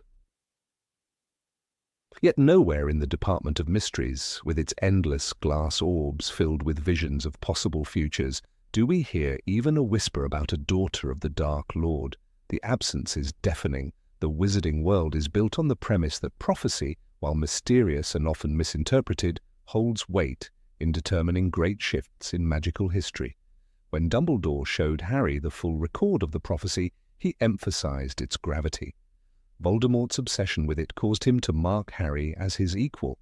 If even the faintest flicker of a future involving Voldemort's offspring had existed, why did it not emerge in these same prophetic currents? The Ministry stored hundreds of records predicting the lives of witches and wizards of far less importance than Voldemort's supposed heir. The fact that Delphi slips through this net makes her presence feel less like a hidden truth and more like an alien addition stitched into a completed tapestry. Consider how Trelawney herself, often dismissed as a fraud, still managed to produce true prophecies of immense consequence. She predicted the return of the Dark Lord through Peter Pettigrew and foresaw the danger posed by the servant rejoining his master. Dumbledore himself said, "You may not have realized it, Harry, but you and Voldemort have been marked since the beginning." These visions were not optional. They were integral to the cosmic balance of Rowling's story, and yet Delphi, supposedly the flesh and blood of Voldemort, managed to escape the attention of this same prophetic machinery. If Harry could be marked before his first birthday, why was Voldemort's daughter left in complete obscurity? The explanation offered within Cursed Child, that Delphi was hidden away, raised in secret, and unknown even to those loyal to the Dark Lord, rings hollow when placed against the power of prophecy. Prophecies in the series are not made because people know something. They are made because fate knows. They manifest independently of human secrets, appearing when events of monumental importance demand it. This is why a fragile seer like Trelawney became the vessel of a vision that shaped an entire war. To imagine that the fate of Voldemort's child simply slipped through the cracks contradicts this entire narrative logic. Her absence undermines the notion that prophecy is a reflection of destiny. If we examine the Department of Mysteries more closely, we see that its archives represent not just personal futures, but the convergence of magical importance. A prophecy orb could be claimed only by the one about whom it was spoken. When Harry picked up the orb concerning himself and Voldemort, the Death Eater's desperation to seize it revealed how much weight they placed on foreknowledge. If there had been a prophecy concerning Delphi, surely Bellatrix Lestrange, her supposed mother, would have sought it, or at the very least Dumbledore's order would have uncovered its existence. But there was nothing. Even Bellatrix's death at the Battle of Hogwarts offered no clue of a hidden child, as though Delphi had been created retroactively rather than existing in the magical fabric of the tale. The tension becomes even greater when we remember how much emphasis Rowling placed on lineage and bloodlines. Families such as the Malfoys and Blacks prided themselves on recording every birth and connection, preserving their magical heritage like sacred scripture. Bellatrix Lestrange, fanatically loyal to Voldemort, was herself obsessed with purity and legacy. Would such a woman have truly hidden her child's existence so completely, even from her beloved master? And even if she had, would prophecy itself have cooperated with her secrecy? The moment Voldemort's blood was mixed with Bellatrix's, the possibility of an heir was destined to ripple into the fabric of fate. That ripple never appeared. There is a stark contrast when we compare this with Harry's own role. His destiny was not dependent on his choices alone, but was shaped by a magical pronouncement long before he could even walk. When Voldemort attacked Godric's Hollow, it was not simply murder. It was the attempt to fulfill and control prophecy. That same prophecy haunted Harry for years, a constant reminder of the inevitability of confrontation.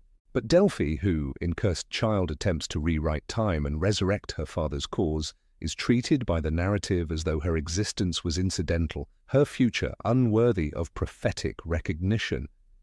It raises the question, was her story ever meant to belong within this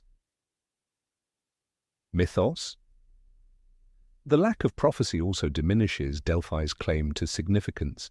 In the original saga, even minor characters like Neville Longbottom were bound up in the logic of fate. The prophecy's wording made it clear that Neville, too, could have been the chosen one, born as the 7th month dies. Dumbledore explained to Harry that Voldemort's choice to mark him determined which child carried the burden. Fate itself allowed for multiple interpretations, but both Harry and Neville had their destinies acknowledged. Delphi, by contrast, is ignored altogether. It is as though destiny itself refuses to recognize her. Another angle worth considering is how Rowling consistently portrayed Voldemort as a man obsessed with control but blind to human connections. His inability to understand love, his dismissal of loyalty not born of fear, and his contempt for family ties shaped every choice he made. For him to father a child, especially with someone as fanatically devoted as Bellatrix, contradicts this portrayal. More importantly, it creates a paradox. If prophecy knew Harry because of Voldemort's choice, why would it not recognize Voldemort's own offspring, the living embodiment of his bloodline? This dissonance suggests that Delphi is less the result of narrative destiny and more the invention of a later plot that did not align with the original architecture. We might also recall Dumbledore's words in Half-Blood Prince when he told Harry, "Do not pity the dead, Harry, pity the living and above all those who live without love." This was Voldemort's greatest weakness, the flaw that guaranteed his downfall. To imagine that he fathered a daughter requires us to believe he engaged in a deeply human act of intimacy. That is not merely unlikely, it contradicts the thematic core of the series. And if this act did happen, then prophecy's silence becomes even more illogical. Surely the child of such a man, the embodiment of a contradiction to his very nature, would have attracted the attention of fate. Delphi's existence also disrupts the balance of sacrifice and destiny that Rowling carefully constructed. Harry's survival depended on his mother's sacrifice and the ancient magic it invoked. The prophecy tied his fate to Voldemort's, ensuring that one could not live while the other survived. Delphi, if she had been prophesied, could have represented another branch of this destiny, a continuation of the struggle beyond Voldemort's death. Instead, her sudden appearance undermines the finality of the prophecy, turning it from a cosmic truth into a selective convenience. It is worth noting that prophecy in the wizarding world is not always complete or clear. Dumbledore himself admitted that the prophecy does not mean you have to do anything, but the prophecy caused Lord Voldemort to mark you as his equal. Yet even with this ambiguity, the themes remain consistent. Prophecy signals inevitability, but interpretation shapes its fulfillment. Delphi's absence from prophecy is not simply ambiguity, it is omission. The story asks us to accept that the daughter of Voldemort could exist entirely outside the currents of destiny, which breaks the established rules of how magic interacts with human life. One could argue that Delphi's absence is itself symbolic, that she was never meant to matter because Voldemort could not create a legacy through love or family. She becomes a phantom, a reminder that even in fiction, not all children of tyrants carry destiny. Yet this interpretation clashes with Cursed Child's own narrative, where Delphi becomes the central antagonist, her actions threatening to unravel all of history. If she is powerful enough to manipulate time and nearly restore her father, then surely she is powerful enough to warrant prophecy. Fate does not simply overlook threats of such magnitude. The core frustration lies in the contradiction between the original saga's logic and the later edition of Delphi. Harry's journey was defined by prophecy, destiny, and inevitability. Every choice was weighed against the backdrop of what had been foretold. Delphi, however, exists in a vacuum.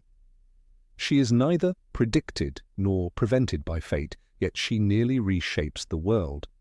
Her presence retroactively diminishes the importance of prophecy itself, suggesting that destiny is selective and inconsistent. For readers who treasured the intricate consistency of Rowling's world, this feels less like a revelation and more like a fracture. Ultimately, the absence of Delphi in the archives of prophecy reveals the difficulty of integrating her into the established canon. The Department of Mysteries stands as a library of destiny, recording futures that matter. Harry's prophecy shaped a generation, Neville's possibility enriched the story, even Pettigrew's return was glimpsed. But Delphi, she is invisible, unrecorded, unrecognized. This silence undermines her legitimacy, making her feel like a shadow stitched onto a story that was already complete. And so we are left with the paradox.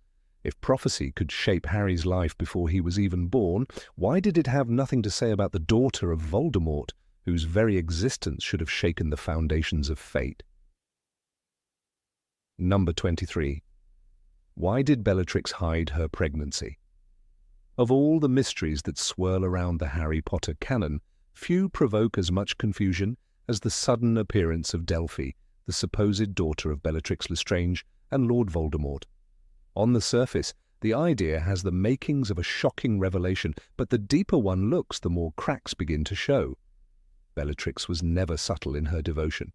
Her adoration of Voldemort bordered on obsession, and she never hesitated to demonstrate it in front of others. Yet the narrative gives no sign, no whisper, no sly aside to suggest she was ever pregnant. The very absence of evidence raises the first troubling question. How could a woman who gloried in her allegiance suddenly choose to hide what she might consider her ultimate? Proof of loyalty. Bellatrix's personality was never built on secrecy when it came to her allegiance. During the Battle of the Department of Mysteries in Harry Potter and the Order of the Phoenix, she taunts Harry openly, laughing at his pain after Sirius falls through the veil. In The Half-Blood Prince, she screams at Snape, demanding to know where his loyalties lie, and in The Deathly Hallows, she shrieks in delight when Voldemort speaks of Harry's capture. She was the embodiment of fanaticism, someone who would have proudly declared to the world that she bore the Dark Lord's child. The fact that this never happened suggests one of two possibilities. Either Rowling never intended this twist in the original story, or Bellatrix's silence was an uncharacteristic narrative convenience too. Make room for Delphi in the stage play. Both explanations leave readers unsatisfied, because neither fits naturally with Bellatrix's established behavior. Even the physical realities of the timeline make the pregnancy difficult to reconcile. When Harry and his companions are imprisoned in Malfoy Manor, Bellatrix is described as frantic and dangerous, but not in the slightest burdened by the physical state of late pregnancy. Rowling notes her mad eyes, wild hair, and gaunt face, but nothing that implies maternal weight or condition. The scene is precise. Hermione is tortured, Ron screams in horror, and Bellatrix hovers over them with full menace. There is no suggestion of a woman recovering from childbirth or dealing with its aftermath, if Delphi is meant to have been born shortly. Before the Battle of Hogwarts, then, Bellatrix would have been in advanced pregnancy at Malfoy Manor. This silence from the text is deafening. The reactions of other characters deepen the inconsistency. Rodolphus Lestrange, Bellatrix's husband, is never shown voicing suspicion or anger, nor do other Death Eaters make cryptic remarks. This absence is peculiar because the group often displayed sharp tongues and cruel humour. Lucius Malfoy, for instance, belittled others constantly, and even Severus Snape was not above biting sarcasm. If Bellatrix had been carrying Voldemort's child, it is almost unthinkable that none of them would comment on it. The lack of whispers undermines the believability of the claim. Readers are forced to imagine an entire society of malicious wizards turning. Suddenly blind and silent. Another inconsistency comes from Voldemort himself. The Dark Lord was obsessed with power, control, and the conquest of death.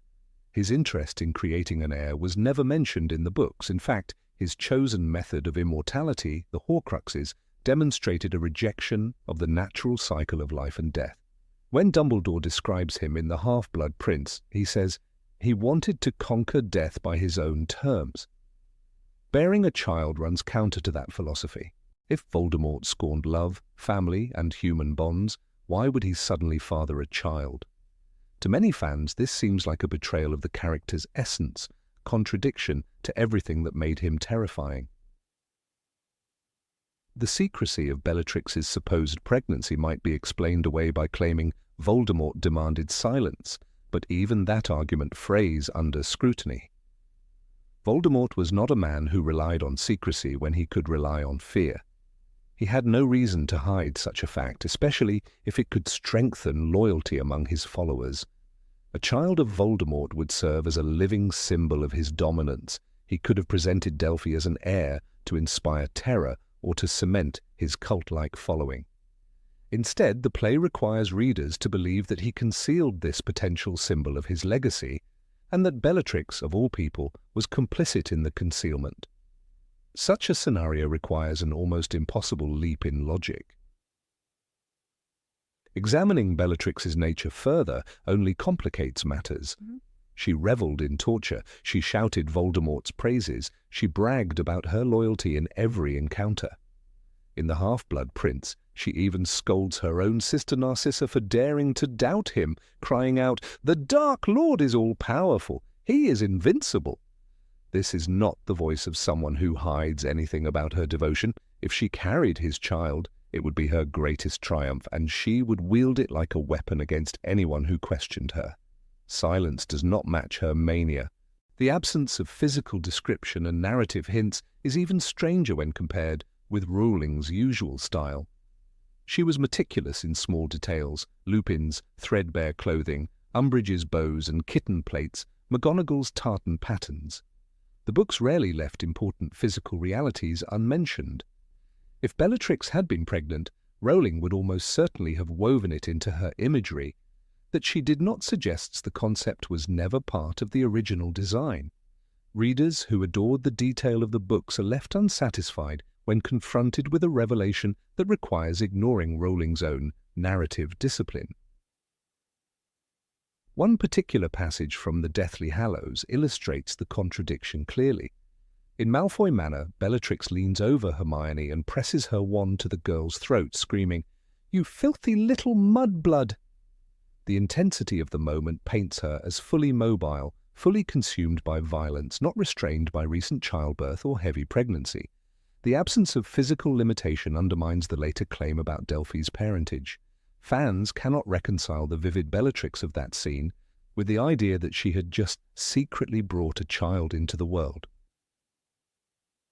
Some readers attempt to justify the secrecy by proposing that Bellatrix feared rivals within the Death Eaters, that she worried for the child's safety. But this too rings hollow. Bellatrix never showed fear of her comrades, not even of Voldemort's wrath. She laughed in the face of danger, thrived on battle, and gloried in violence. To imagine her suddenly maternal and cautious is to imagine a different character entirely. Fear for Delphi's safety is incompatible with the recklessness Bellatrix displayed throughout her life. The problem grows worse when considering the immediate aftermath of the supposed birth. Delphi is said to have been born at Malfoy Manor before the final battle, yet Bellatrix is present at the Battle of Hogwarts, fighting ferociously against Molly Weasley in one of the book's most memorable duels. There is no pause in her ferocity, no recovery period, no mention of absence. She appears exactly as she always had, fierce, unrestrained, and entirely committed to destruction. The notion that she had given birth just weeks before strains the limits of believability. The storytelling weakness here lies in the suddenness of the revelation. Delphi's existence was not foreshadowed, hinted, or built into the structure of the books. She arrives retroactively, a device of the play rather than the novels. This insertion jars with the otherwise careful construction of Rowling's world. Readers were trained to notice small details and to expect payoff. For example, the vanishing cabinet introduced early in the series eventually plays a key role in The Half-Blood Prince. The sudden emergence of Bellatrix's child defies this principle, leaving the audience without the satisfaction of narrative cohesion. When placed against the broader mythology of the series, Delphi's existence undermines central themes. The Harry Potter saga emphasizes chosen bonds, friendship, loyalty, and sacrifice over bloodlines. Harry's survival is not due to heritage, but to the love of his mother. Voldemort's defeat comes not from lineage, but from his inability to understand compassion. To insert a secret child into this fabric introduces a distraction that contradicts the series' emotional message. Bloodlines suddenly matter in a way Rowling never suggested they should. Bellatrix's hidden pregnancy does not only raise logistical questions, it distorts the meaning of the saga. The most compelling argument against the plausibility of Bellatrix hiding her pregnancy is the sheer theatricality of her personality. She was not a woman who whispered her devotion. She was a woman who screamed it, carved it into the air with wand and voice. Her pride in being Voldemort's most loyal servant was boundless.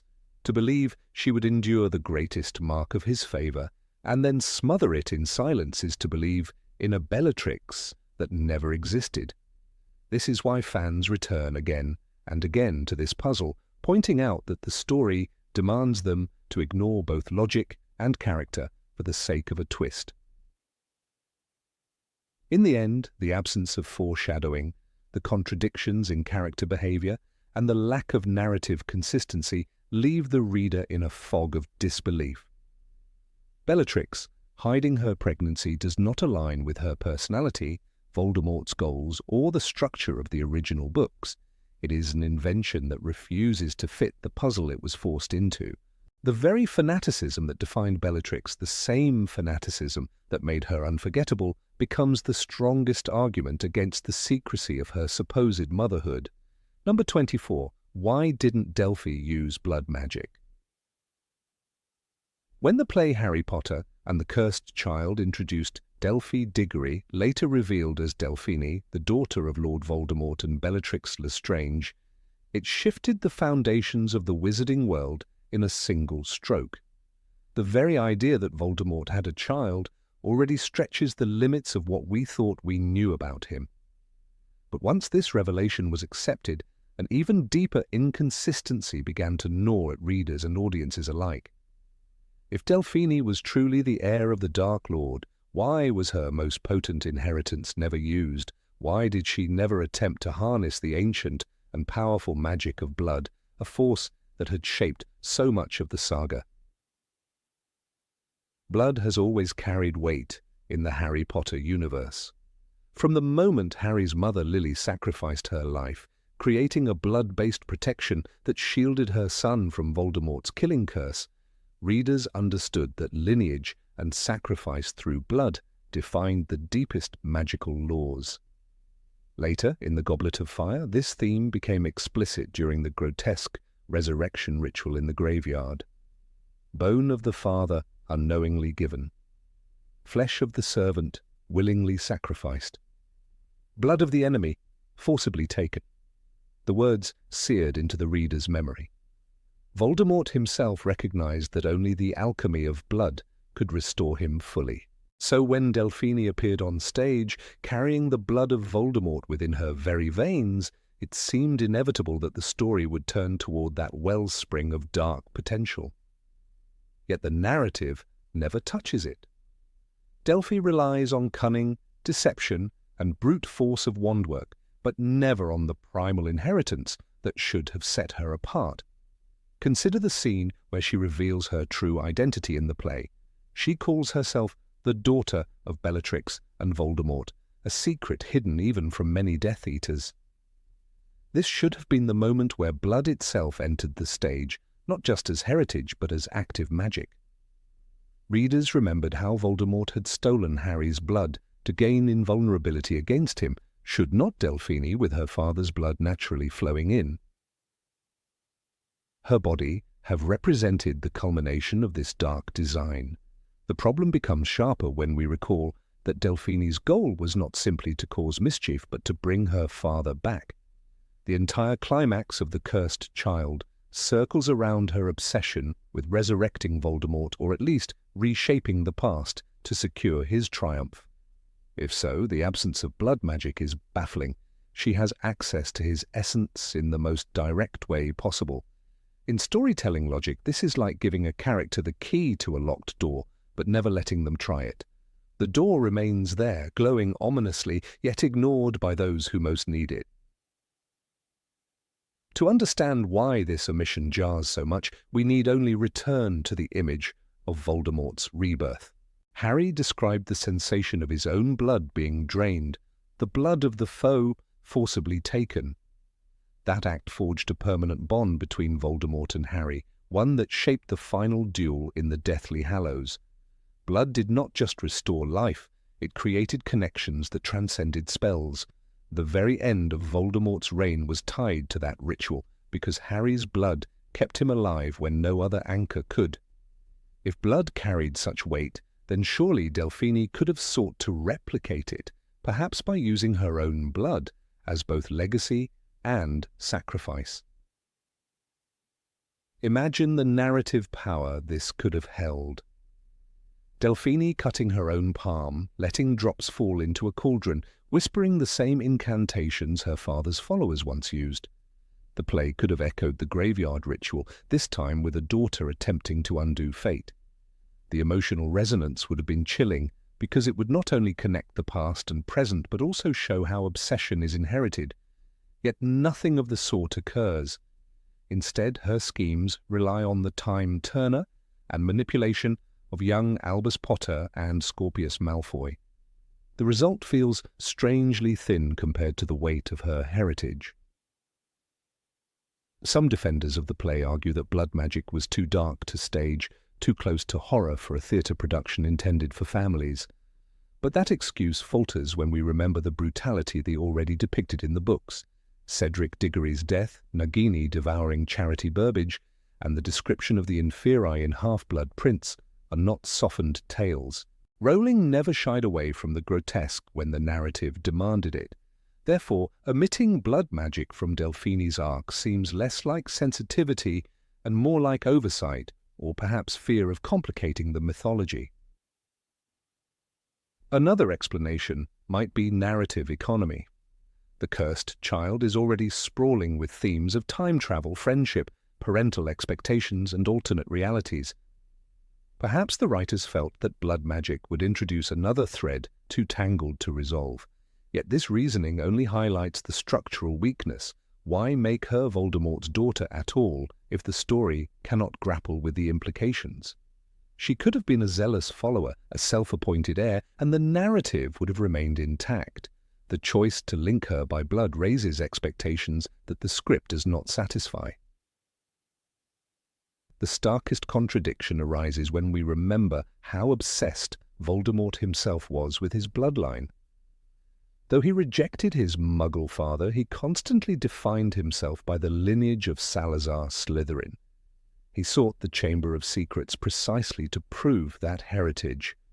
He sneered at Harry in the graveyard. I, who have gone further than anybody along the path that leads to immortality. To him, blood was not metaphor, but proof of superiority. Would a man so consumed with lineage truly leave a daughter without a role in his designs? And if Delphine did exist, would she not instinctively turn to blood as the source of her strength? The absence becomes more glaring when we compare her to other heirs in literature. From Greek tragedies to Shakespeare, children of great villains or heroes often wrestle with their inheritance. Their very existence is a dramatic question. Will they fulfill or subvert the destiny written in their veins? In Hamlet, the prince cannot escape his father's ghost. In Oedipus Rex, blood determines doom. Delphine, however, floats oddly detached from the one inheritance that should have defined her. She is Voldemort's daughter in name only, not in ritual, not in power. It is worth recalling that in the original saga, Harry himself benefited from inherited blood magic. The Dursleys' home was safe because of the sacrifice of his mother, a protection bound by blood. While you can still call home the place where your mother's blood dwells, there you cannot be touched or harmed by Voldemort. Dumbledore explained this clearly. If such ancient protections worked for Harry, why would Voldemort's own daughter not experiment with similar forces in the opposite, darker direction? The play leaves this unasked and therefore unanswered. Even if one argues that Delphine was too young or inexperienced to attempt such advanced rituals, the text itself portrays her as remarkably skilled. She duels multiple wizards, manipulates the timeline, and even nearly succeeds in altering the most crucial moment of the saga, the death of Harry's parents. A witch of such daring surely would have at least considered the ancient powers bound to her bloodline. That she does not feels like a contradiction, not of character, but of narrative design. Perhaps the most haunting possibility is that the writers feared opening a door they could not close. If Delphine had access to blood magic, the story might have had to confront the true horror of her father's legacy continuing through her. It would make her more terrifying, harder to defeat, perhaps even impossible without echoes of sacrifice as powerful as Lily's. By ignoring it, the story keeps her manageable, a villain who can be thwarted with courage and quick thinking, rather than a mythic inheritor of dark sorcery. But this choice comes at the cost of coherence. Fans still debate whether Delphine's existence adds or subtracts from the legacy of Harry Potter. Some embrace her as an intriguing if underused figure, a way to extend the drama into a new generation. Others dismiss her as a clumsy addition, a piece of fan fiction accidentally placed on the official stage.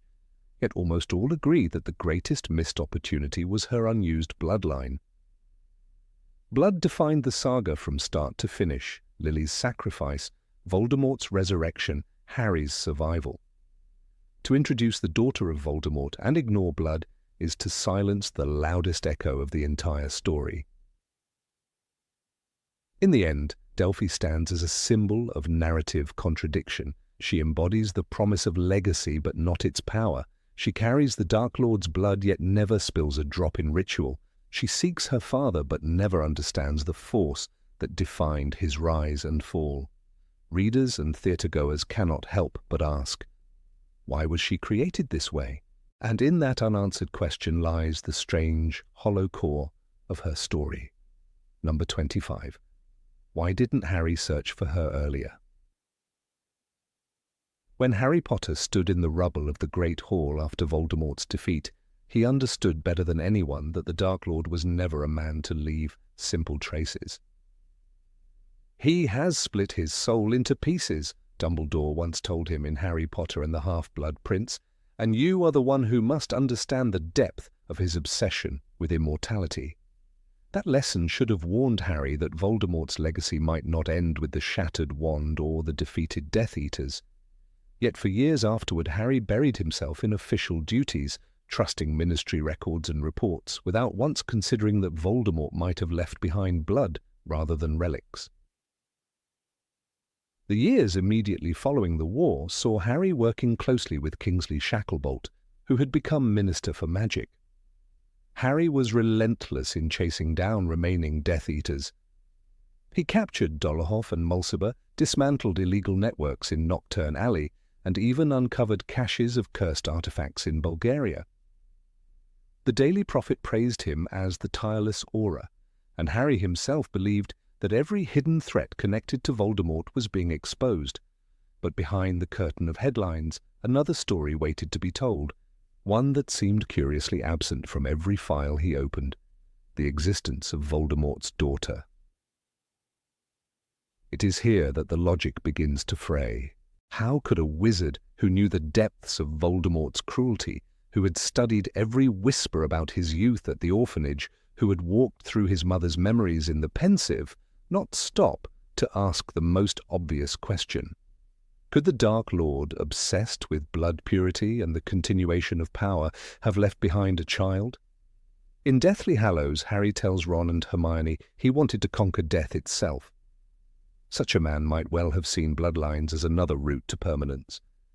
And yet Harry's investigation never reached that possibility until much later, when the truth had already been whispered through darker channels. Some blame the Ministry for the silence. Records from Voldemort's reign were destroyed in mass burnings at the Department of Mysteries. Many files concerning captured Muggleborns, family lineages and blood registries disappeared in those chaotic days. It is conceivable that a trace of his daughter, if it existed in paper form, was hidden in those fires. Yet that explanation alone feels thin. For a man like Harry, who had broken into Gringotts, infiltrated the Ministry in disguise, and uncovered the existence of 7 Horcruxes, would bureaucratic silence truly have been enough to stop him? He had once distrusted the Ministry so deeply that he refused to tell them about Voldemort's return. Why, in later years, did he surrender that instinct so easily? One cannot ignore the possibility that Harry's personal life clouded his judgment. By the time he became a father to James, Albus and Lily, his gaze may have shifted away from Voldemort's shadow. The battles of the past seemed less urgent when faced with sleepless nights, family dinners at the Burrow, and the gentle rhythm of raising children. Perhaps the idea of Voldemort as a father figure felt too grotesque to be real. After all, Voldemort himself once declared in Goblet of Fire, "There is nothing worse than death."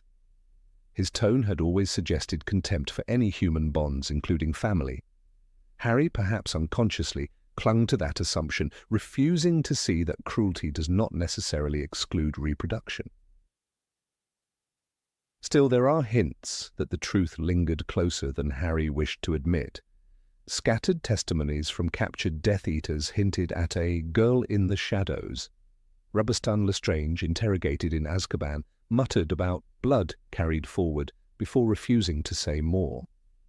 Even Bellatrix's erratic behavior during the final months of the war could be reinterpreted in this light. She shielded Voldemort fiercely, sometimes with the irrational protectiveness of more than a follower. Harry fought her in the Department of Mysteries and heard her scream, "He is the Dark Lord, and he will rise again." But what if that cry concealed not only devotion, but also a hidden family bond? The most troubling part of the story is how late Harry learned of it. By the time the revelation of Voldemort's daughter reached him, rumors had already spread across Europe. Dark collectors sought her as if she were an artifact herself, and ex-Death Eaters whispered about the Child of Promise. When Harry finally confronted these reports, he must have felt the weight of failure. Here was a man who had once seen further than any aura, guided by instinct and defiance of authority, now standing as the last to discover the most dangerous secret of all. Why did he fail? Perhaps it is because Harry's greatest strength was always personal connection, not suspicion. He could recognize love in Snape's hidden memories, bravery in Neville's trembling defiance, and loyalty in Dobby's sacrifice. Yet he never extended that same lens of possibility to Voldemort. He saw the Dark Lord as empty of humanity, devoid of tenderness, incapable of parenthood. Dumbledore had once told him, "Do not pity the dead, Harry. Pity the living, and above all, those who live without love." Harry may have taken this to mean that Voldemort was truly barren of any human tie. In doing so, he blinded himself to the single bond Voldemort might have left behind. The secrecy also served certain powers within the Ministry itself. An heir to Voldemort represented a terrifying political problem. Imagine the fragile post-war climate, where Muggleborns were reclaiming their rights, and old families were struggling to redefine themselves. A child of Voldemort could have become a banner for renewed rebellion or a pawn in political games. One can almost hear the cautious reasoning inside Shacklebolt's office. Better to suppress the rumor, better to erase the trail, better to keep Harry busy with foreign raids than to let him suspect the existence of a bloodline. Whether or not this was deliberate, the result was the same. Harry was kept in the dark. It is striking that Harry himself, a child marked and defined by prophecy, did not consider the possibility of another prophecy surrounding Voldemort's line. Sybil Trelawney's voice still echoed in his mind. And either must die at the hand of the other, for neither can live while the other survives. To Harry, prophecy meant finality. Voldemort's death had ended the circle, but prophecies, like shadows, rarely vanish so neatly. If a daughter existed, would she not carry a thread of that destiny? Could the cycle not reignite? Harry's refusal to ask these questions reveals a surprising naivety for someone who once lived by the riddles of fate. Another layer of strangeness emerges when considering Hermione. She had been the most thorough researcher of their group, combing through libraries, examining family histories, piecing together connections that others ignored. How could she, of all people, miss the possibility of Voldemort's child? Was it because she trusted in the assumption that he despised human bonds? Or had she too been swept away by domestic life and official duties, choosing to silence uncomfortable thoughts? The silence of Hermione and the blindness of Harry together form one of the most puzzling omissions in the post-war years.